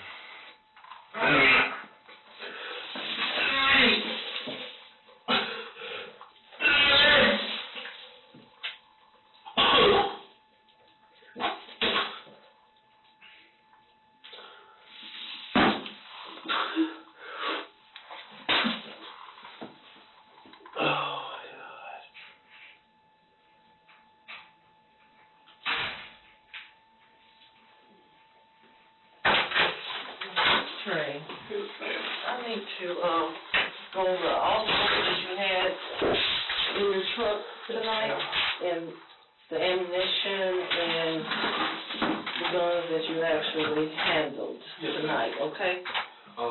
The only gun I handled, well, the gun that he was shot with was the 3rd generation Glock 19 9mm. After that, Glock 13, 9mm? 19. I'm sorry. Yes, ma'am. Then after that, I handled the... And, I'm sorry. Oh, okay, I'm sorry. I don't know a whole lot about guns, although I told a gun. So, was it fully loaded? It should have been with a 15 plus 1, so 16 total rounds. Okay. It should have been. Okay. And you said how many times you shot? 2 or 3, I believe. Okay. And then another time at my truck, so maybe 3 or 4. Okay. Now, did you shoot in the window? Yeah. Which window? The driver's side. Okay. And did you hit the window? Did you say you hit the window? I tried to. With your left hand? Yeah, I didn't want to shoot anymore, but I didn't bring my knife, and my knife has my glass breaker on it, and... Okay. And then the other 2 firearms I handled, the pistol was a Smith & Wesson M&P 45 2.0. If that's actually part of the model number, the 2.0. Okay. With the light attached to it. So you didn't have a light attached to the Glock? No, ma'am. Okay. I couldn't find a holster at the time for it. Okay. And was the Smith & Wesson, was that fully loaded? It should have also been. I didn't check. That one was, after I bought it, it turned out it was a little big to carry. And the last time I thought I put a full mag in it, but I don't know if it was maybe missing So around. what was the total? It should have had, I think, the 10-round magazine in it.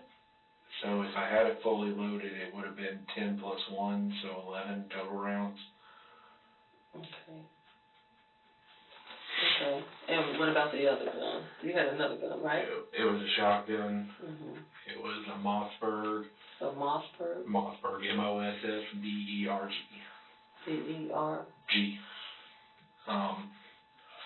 590. Okay.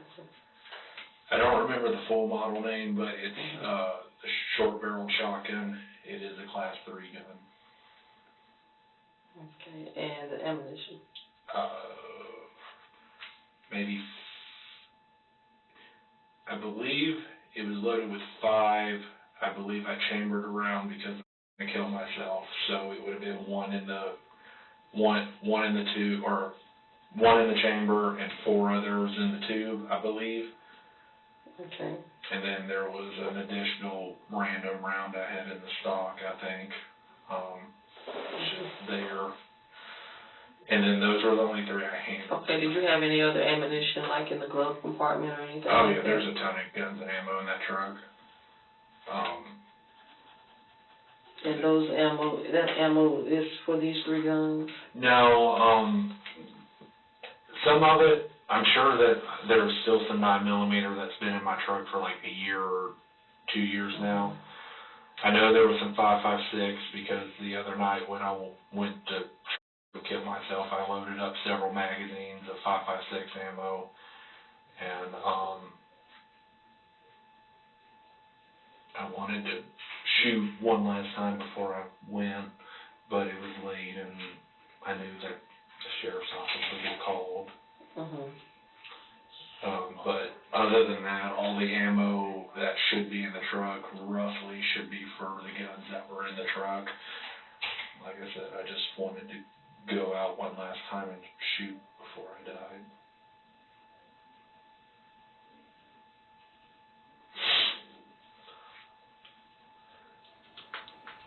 Are these all the guns that you have? In the truck. You have guns at home? Yeah. I think total I was up to like 75 or 80. 75 or 80 what? Firearms. I was a collector. You have 75 or 80 guns at your home? Wow. Not anymore. As soon as I can make a call, I'm going to get a family member to start trying to sell them. Because that's the only thing, is hopefully make enough from that to pay property taxes till whenever I get out. Because I have some really nice collector type guns and fancy guns, and that hopefully I can, and I'm sure I'm going to have restitution and fines and all that. I just want everything to be okay till I hopefully one day can get out. So obviously, you're going to have to change clothes. I'm going to leave, and I'm going to let a male officer bring you a jumpsuit so we can take these clothes, okay? Okay. Do you need my underwear too? And like socks and all that? I'll let them tell you. Okay.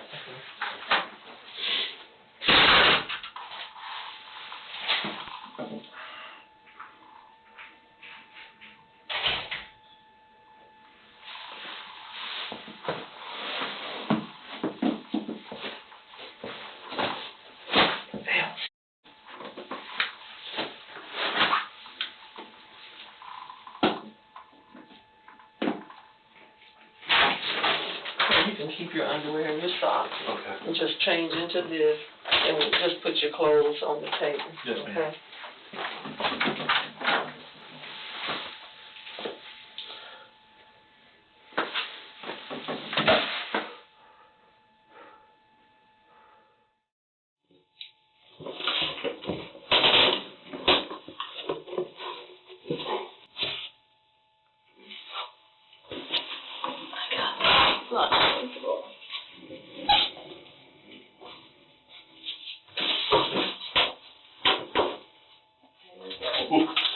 Are you good for now? Yeah. Okay. Either I or someone else will be in to check on you in a little bit and hopefully have a little bit of an explanation of what will happen next. Most likely he's going to be in jail for a while. But where you go from here, of course, is completely up to you, whatever you feel most comfortable with. I'll get you a better answer in a little bit, and then we'll work on getting you a ride too.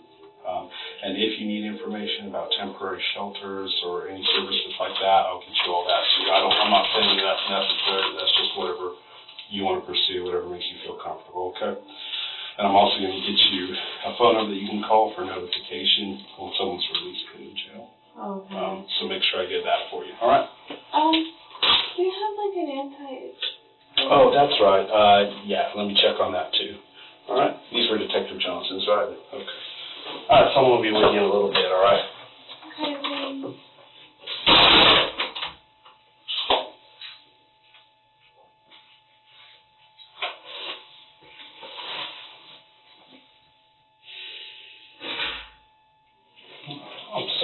You're here to start, or maybe that was a call for you. You're trying to pick up. Okay, let's work on getting you home, okay? Just a couple things. So, we've got a lieutenant of the Madison County Sheriff's Office here who's going to take you home. Are you okay there? Sorry, I have a popcorn kernel. Sorry, I'm okay. I promise. I haven't forgotten about your poison oak cream either. I haven't had a chance to find any. Trey has been spraying it for me. So, we have a lieutenant of the Madison County Sheriff's Office who can get you home. God, they probably know Trey. Oh yeah, everyone knows each other, but it's okay. This doesn't. We're all working this from the same angle. I know it's inherently awkward, but it's nothing that you need to be worried about or embarrassed about. I mean, it is what it is. It's a complicated situation. But right now we're all doing our jobs, trying to help you and do the right thing and do what we have to do. So one of the things that the sheriff's office wants to do is collect his gun belt and duty gear. Is that a problem for them to come into the house real quick and get that while they bring you home? And you can understand why they would want to get that. You know, they don't want to leave their weapon that the county owns out where it's not, not really accounted for, especially given everything going on. So that being said, he will be going to jail. He will not be getting out tonight. I'm going to get you a phone number that you can call to set up a notification service for when he is released. say, What do I do when he's released? 'Cause I'm going to get you information on that. Okay, I'm going to walk through some options for you. So before we're done, I'm going to get you a little bit more information, and that way you'll kind of feel prepared moving forward. But for tonight, we have transportation for you back home. They'll go ahead and get his gun out of the house, which is probably one less thing for you to worry about because you don't want to be responsible for any of that. And when I say his gun, I mean his issued duty weapon, the Madison County's gun. So once we wrap up here, he's already here ready to drive you, waiting on you. It's Lieutenant Ring with the Madison County Sheriff's Office. He's a super nice, friendly guy, and he'll get you out there no problem. He'll just go in and get his duty gear, and that'll be it for tonight. Other than what we already talked about, two things real quick. I just need to get some pictures of you real quick, and then I'm going to have to take your phone and hold it in evidence for now, and you'll be able to come out. Well, I know it's inconvenient. Because we don't have internet at my house. I can't. Like I told my boss, I was like, I'm feeling rough. I'm not sure if I can. Yeah, Charlotte, you don't need to worry about to work on time, especially if you've already told your boss. So tell him I'm not gonna make it. I just let them know that you might. I mean, whether or not you're there is up to you, but just send a message so that they know if you're not there, there's a reason for it. If they, I'm sure they're nice at UGA. I don't think they'll have a problem with it. If there's any problem, they can contact us. And if you need it, I can write you a work excuse letter saying that you had to be involved in this investigation. Because I should probably not go tomorrow, right? Or you think I could? You can. It's 100% up to you, Charlotte. Honestly, I think it's whichever one would make you feel better. I don't know, because my brother wants to, come see me. He's afraid that Trey told somebody else to hurt me. He said... I don't know. There's so many hypotheticals. Nothing indicates to me that that's the case. I don't see any red flags that would make me think that's the case. Could I get just some numbers? Absolutely. Yep. So then I can use my brother's phone. I can have my brother stay there and use his. Perfect. Yep. I just need a phone or else Absolutely. I can't do anything. Yeah, so have brother come out to the house, and then you have a phone, you got someone hanging out, because that's probably best. You probably don't want to be out there alone, because it's a scary situation. I don't know if his family's going to come over and be like, get out of my house. And of course, be a little extra careful. I don't want you to be scared or paranoid, but when you get home, walk up the house and just kind of get settled. I know, and it's a trailer, it's hard to secure. Do what you can, and if you have any issues, just call 911. But hopefully that's not the case. Hopefully you can get a little rest and move on. So with your phone, I don't think Trey would have told me. I think... honestly, Charlotte, I don't know that he's really had time to. I mean, this happened really fast, and he's in custody right now. So I know he was talking with some of his old work friends at Statesboro, but like I said, I don't know. Anything's possible, but there's only so much you can worry about, all the hypotheticals. So I'm going to take pictures of you real quick, and then I'm going to try to get you some cream for your arms, because I haven't forgotten about that. I'm going to get you a pamphlet with some phone numbers that'll be helpful for you. While I'm doing that, do you need a pen and paper to write down phone numbers from your phone? Yeah. Okay, let me grab that for you. Write down whatever numbers you need. Text your box if you have to. Don't alter or delete anything, but go ahead and write down whatever you need to. Send a message to your boss is fine. And then you should be able to come in. I wish that we could just take care of this right now and get your phone back, but all of our people who... download it all? Right, yeah, that's what it's called, Cellbrite. It's just downloading the contents of the phone. We have very few people who can do that. Special equipment's involved, and they're all tied up out there processing the scene, because it's our forensics folks who do it. But what we can do, you can probably come tomorrow and take care of that, and I'll give you phone numbers so you can call ahead and sort everything out. And what we want to do in this case, since we're doing it with your permission, is we'd like you to be here while they download it. And that's just out of respect for your privacy. And I don't have any naked pictures of me. Trey does. Trey has naked pictures of me. Well, let me tell you. You see a lot of naked pictures. Yeah, we see a lot of stuff when we get into phones, and most of my caseload as a detective, most of what I investigate is sex crimes, so you can imagine the kind of stuff we see on people's phones. Wow, I can't don't worry about it. There's no judgment. There's no, it's nothing new.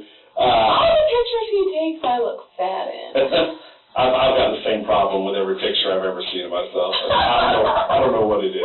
Something wrong with the camera, I'm sure. Exactly. I've lost so much weight since then, So we'll hold that, and then you'll be able to come out and they can download it while you're here. So probably best to call ahead of time so we can make sure someone's available to do that. It'll be pretty quick, and then we'll be done with it. You can get it back, and that part's back to normal as far as having your phone back goes. Just a little bit of an inconvenience. And like I said, I would imagine someone can do that tomorrow. But I'll get you phone numbers so you can coordinate everything. I'll grab you pen and paper so you can write down whatever you have to out of your phone. And then we'll work on getting you home. Okay? Does that sound good? All right. Yeah, go ahead and stand up. We'll just stand against this white wall here. And you can face me. And go ahead and take your hands out of your pockets and you can put them wherever. You don't have one of those just busted things, do you? No. Trey used to say it was like public. You talking about the bad and busted? Yeah. Yeah, we don't have anything to do with that. That's all. People get those photos from public records. Go ahead and hold your hands out in front of you. Yep, just like that for me.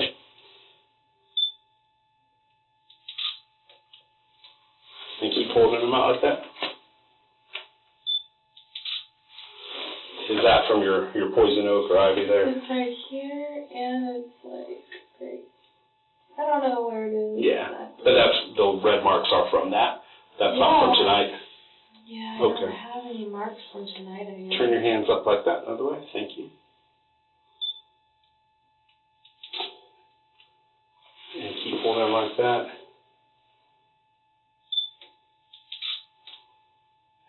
And then do me a favor, because you're talking about him grabbing your neck, go ahead and look up and kind of pull your hair back behind you and just sort of look up a little bit. That's good, right there.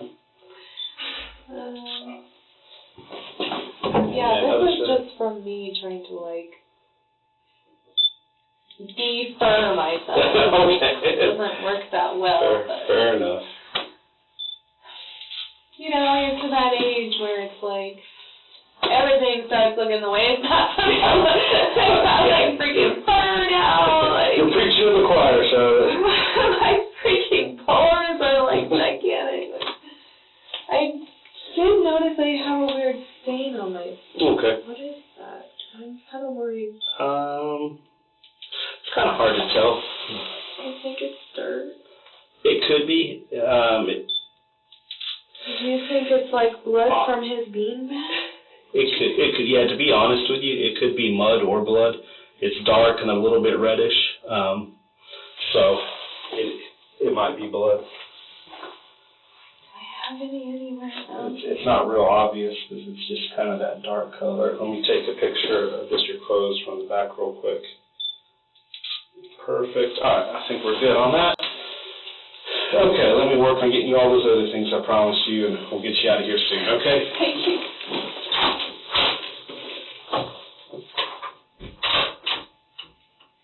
I'm Sergeant Geiger. We haven't met yet. The officers that are out at the scene right now are your car sitting out there at the house. Inside your car was some ammunition. Is that your ammunition, or there's some shotgun shells? Yeah, that's Trey's stuff. That's Trey's stuff. Okay. Did you have it in your car the whole time, or is that something he put in there tonight? Was it in a bag? It was in a bag? Yeah. Like a Ziploc? I don't know. He just said there's a bag. I wish I could help I you. don't remember there being a bag of ammunition. I've been through my glove box looking for some cash several times now, and I didn't see any. Okay. Is it okay for us to go ahead and grab that, and we can keep that for just in case we might need it later? Would that be okay? Yeah. Okay. That's okay. All right. That's fine. All right. Thank you. We're trying to get you out of here, okay? Okay, thanks.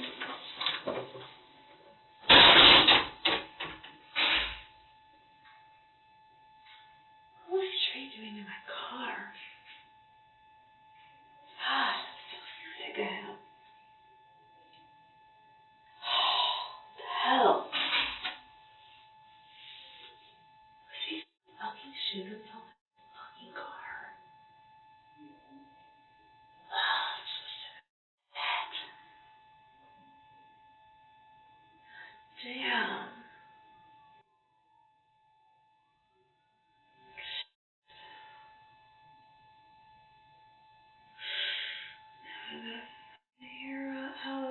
Trey's a good guy.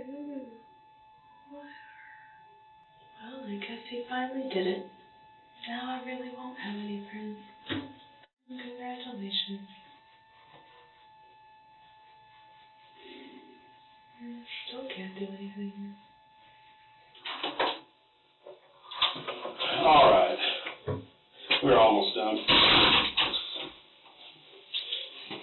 Let's see, there is paper and a pen to write down any numbers that you have to. Let me go over this stuff with you real quick. This pamphlet, it's written geared towards victims of domestic violence, and this is a complicated situation, so some of this applies, some of it doesn't.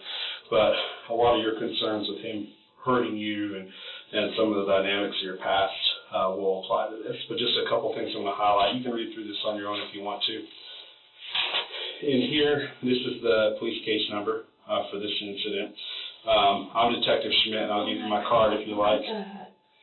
This is, yeah, don't get hung up on that, okay?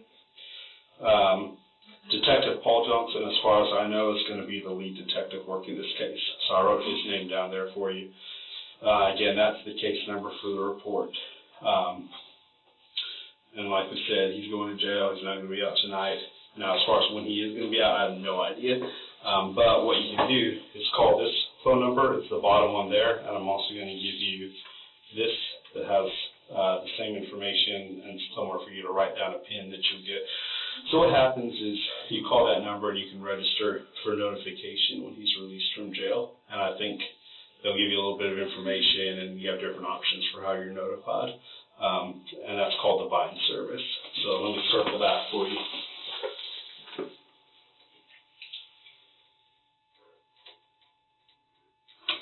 And it says it right under there, accused defendant release info, so you remember what that is. Above that's the phone number for the jail. If you need to call them directly for any reason, you can do that. And I'm going to circle another phone number on here and explain it to you real quick. And also, there's phone numbers for police department, sheriff's office, the different offices at the court. And so all that's there if you need it. But the big things I want to highlight are, again, that bind service for release notification. And then this is Project Safe. They're an organization that work with primarily victims of domestic violence. But if you get to a point where you think you need any help finding another place to live or filing for temporary protective order, which is a type of restraining order against him, or if you just want some counseling, any of that stuff, they have services. They're all free for you, and they can help you out. They work with us, but they're not part of the police department. They're civilians, they're their own organization, and they have a lot of good services that can be really helpful. And that's a hotline number you can call anytime. If you're feeling nervous about part of the situation, even if you don't really know what direction you want to go, you can call them and just talk to one of them, and one of their folks will talk with you and kind of help you brainstorm. And if you are needing to do any of those things, they can help you do that. They can help walk you through the steps, help you do it, and like I said, help cover the cost of it too. Any questions on it? If all of my bills are in Trey's name, like my health insurance and stuff, what do I, like everything is in his name. The car insurance, my health insurance, storage. Well, I mean, all that stuff still exists. The bills just need to get paid. Now, does he normally, actually pay them? Yeah, I don't have access to anything. Okay. He's never told me his bank accounts or anything. I don't know anything. That's a tough one. I don't have a real clear answer for you. Obviously, you're going to have to sort that out. The fact that it's in his name, as long as you guys are married and you're living where you're living, isn't going to make a difference. But, of course, you're going to have to figure out how do the bills get paid. I mean, I can pay them. Right. I just don't I just know mean how to logistically get how to log into the accounts exactly. You will be able to try to talk to him on the phone, or you can go do visitation at the jail, and he might be able to help you out with that. If that's something you're comfortable doing. And if not, that's completely understandable. And if that's the case, my best recommendation for you would be to contact Project Safe, because they've probably had that come up before. I mean, that's I'm here for the criminal investigation side of it, and that's a completely different thing. But no, don't apologize. It's a good question. It's a valid logistical question. I just don't have an answer. But trouble figuring out, if I were in your shoes, I would call them and ask them, because chances are they've dealt with it before, because this isn't the first time that husband's been locked up and everything's in his name. Okay. So, again, that's why I wanted to make sure you had that number, because that's something you reach out for almost anything. Yeah, I wish I had had that number. For all those problems that are maybe a little bit outside of the police world. Didn't really know. All that's understandable. And like I said, they have counseling services that can help you work through some of what's going on too. So it's a good resource. If you ever lose this phone number, just call the police department, and any of us can give it to you, or you can look it up online. UGA also has that information, and they can get it for you. So there's that. And again, this is the same number as there, but that's for the Vine service. I'll give you all that. I'll give you a few more minutes to write down any numbers you need to have your phone. Do you need anything else right now?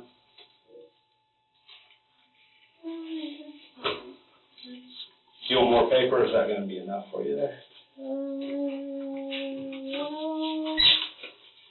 There's just 2 pieces, and I have the back, so I think it's okay. All right. I will leave that right there if you need it. Yeah. I'm a writer. So go ahead and get your numbers. I didn't forget about the cream for your arm. It's just I know I have some, but it's in a completely different building, and I haven't had time to go get it, so I apologize for that. I'll let you go ahead and get that. I think we've been over everything that should answer all your questions. And if you think of anything else, I'll check in with you before you leave, okay?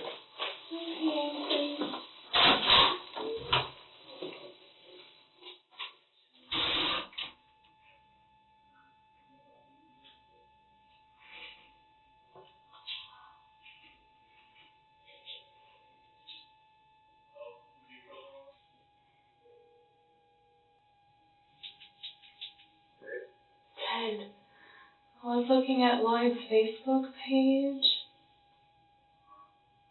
and I'm worried that he died.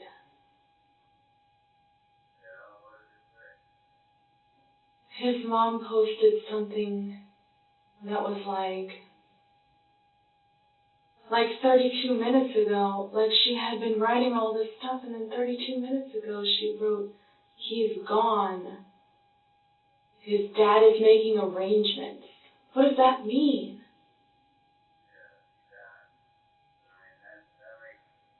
Are you serious? Lloyd died?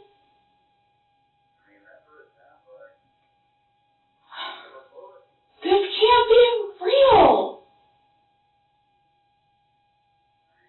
And he was at such close range. This is my fault for getting him involved.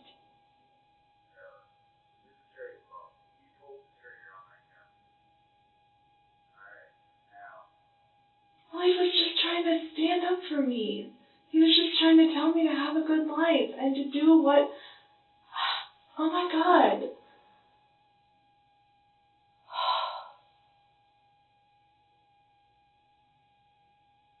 This cannot...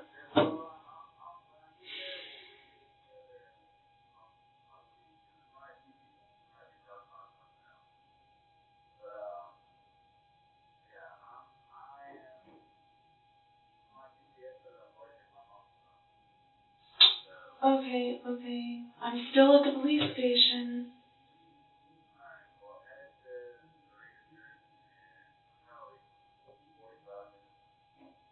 Oh my God, this is so much worse than, this is so horrible.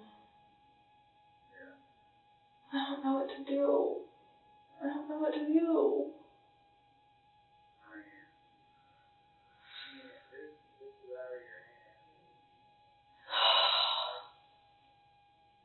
Lloyd was the only...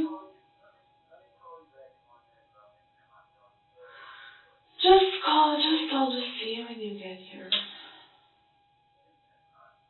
Love you, Wes.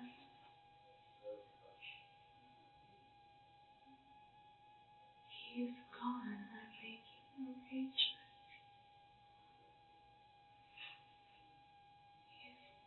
Oh my God.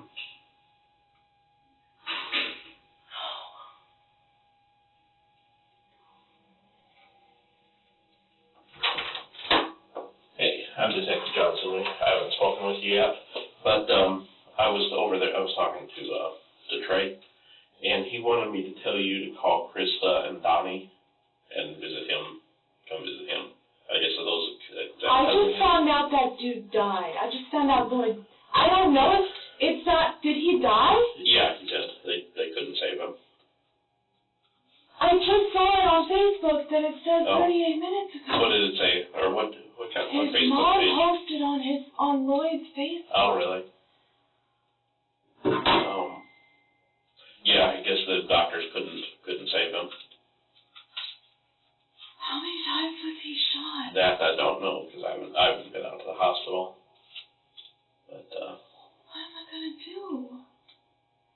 I don't know. I can't really. I just can't believe this. I don't know what to do.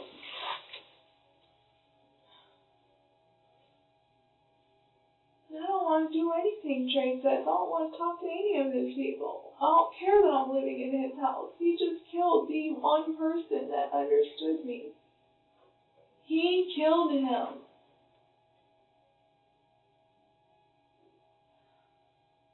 Oh my God.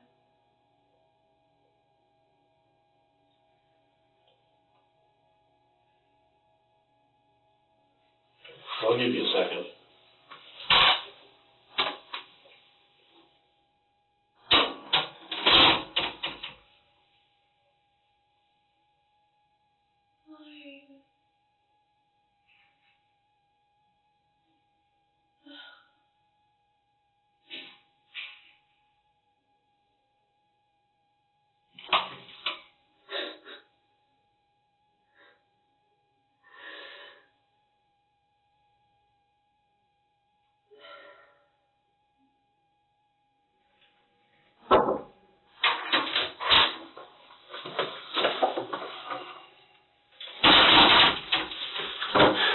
Alright, with your phone, does it have a passcode on it?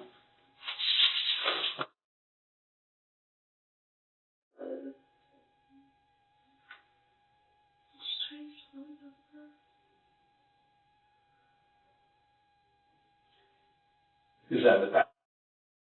31? Yeah. And then can you do me a favor, just put it, leave it on, just put it in airplane mode? How do I do it? Yeah, it's in settings, and there'll be a thing, there we go. There, that's it. Alright, now you can just... I just found out that Lloyd died. Yeah, I just found out a minute before I came in here. I was scrambling around getting all this for you, and... He was in the OR this whole time. Yeah, because the last I heard before, obviously, you know, for a long time we were here going over everything, and the last I heard he was in the hospital, but... What am I going to do without Lloyd?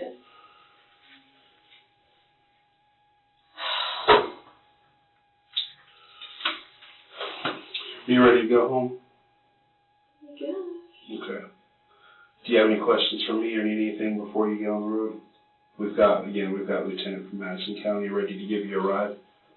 Somebody came in here trying to tell me all of Trey's demands, but I just don't care right now. Can I pee before we go? Oh, yeah. You know, if you don't care, then don't care. Don't worry.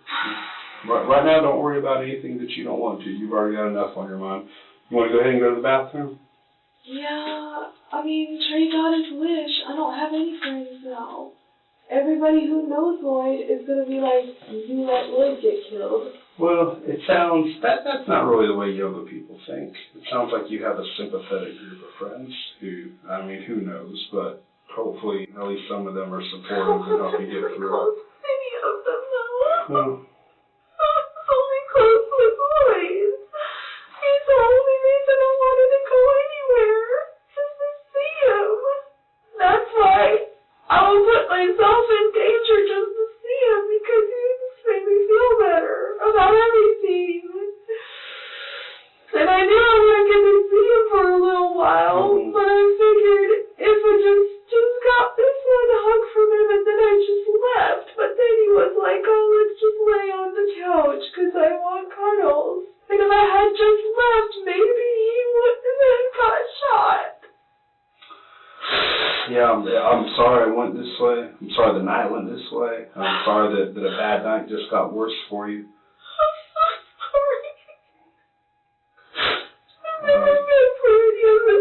Well, you know, there's 1,000 different ways to what if and kind of think about what could be different, but it went the way it went, and it's unfortunate, and I'm sorry that you're having to deal with this now. Let me go get your phone secure, and then I'll come get you, and we can use the restroom, and once the lieutenant's ready to get you on the road, okay? I'll be right back.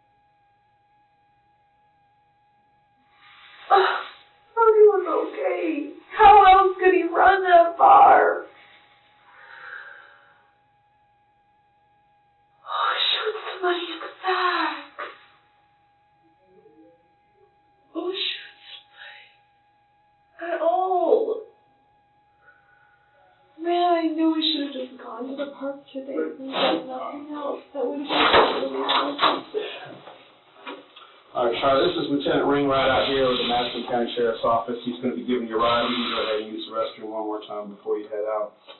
Give you a second grab. If you need to take a whole box of tissues with you, go ahead. Don't forget your phone numbers and the information I got for you.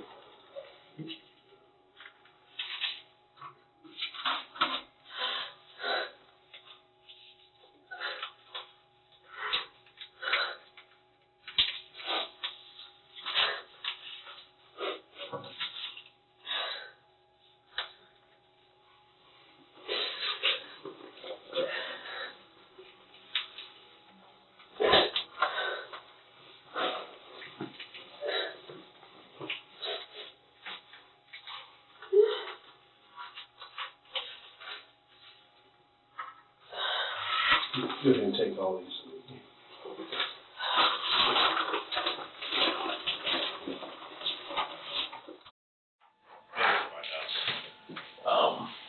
Let's see. Oh, tell you what, let me grab my notebook real quick. I hate to ask this too. Can I use the restroom? Okay, I'm gonna let one of the officers take you. Now, this is a holster in here? That's the holster that the gun was in. On your pants? Those pants are my go pants, and I always keep the holster on. Right, this is the one you're talking about? Yeah, it had the gun in it. And which gun was in here? The Glock 19. Okay, that's the one you shot. Yes, that's the specific holster I had made. This was the one that was on his pants. Okay, The one you yeah. shot. Do you want to put it in here? Yeah, that's fine.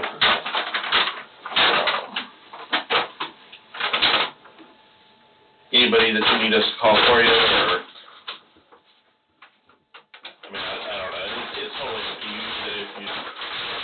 I can call them, or you'll be able to make some calls too.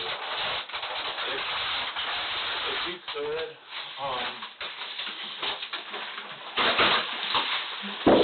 No, anybody's number but Charlotte, I'm sure you have. okay, yeah.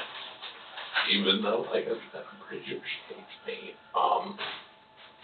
Could you at least get her to maybe get Krista or Donnie to come up and maybe visit with me so I can make arrangements? Yeah, Krista, is that like Krista? Yes, sir. Krista. And Dottie? Donnie. Donnie. That's her husband. Okay. Is that aunt and uncle, or does that? No, that's cousin and her husband. Oh, okay. Because like I said, I mean, I think I told her you were out of the room. I'm hoping if I can get one of them or somebody else to get all the rest of my gun collection and sell it, then that would pay for taxes until I get out. And I see what, I'm gonna write my number on here too. We got this new phone system. I asked her, and I don't know if you're all right with it. Can I use the restroom one more time? Yeah.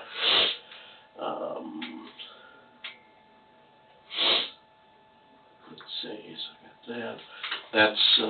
That's my number, name and all. I appreciate it. And, you can give me a call. I'm in and out of the office. I do polygraphs too, so most of the afternoons I'm busy doing polygraphs. I won't be available most of the afternoons this week. But anything else, honey? yeah, I also wanted to tell you that they did the best they could at the hospital, but he didn't make it. So I think we kind of, wanted to make sure that you knew about that.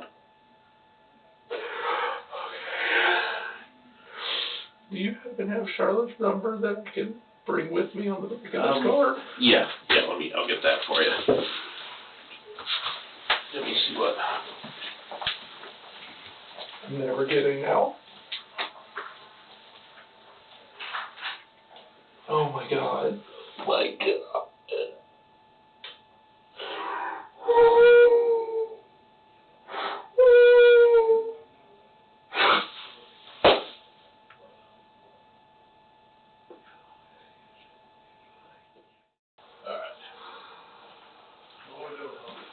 I think we're all set with you guys. You want to take them to the restaurant? Yeah, you guys, I can come with you or whichever. I'll offer them. Okay. All right, that's her number there. And they're going to take you to the restroom. And you got everything? Yeah, you got it. If there were pockets. Oh, yeah, that's weird. I kind of thought there was at least a shirt pocket, but that's kind of weird.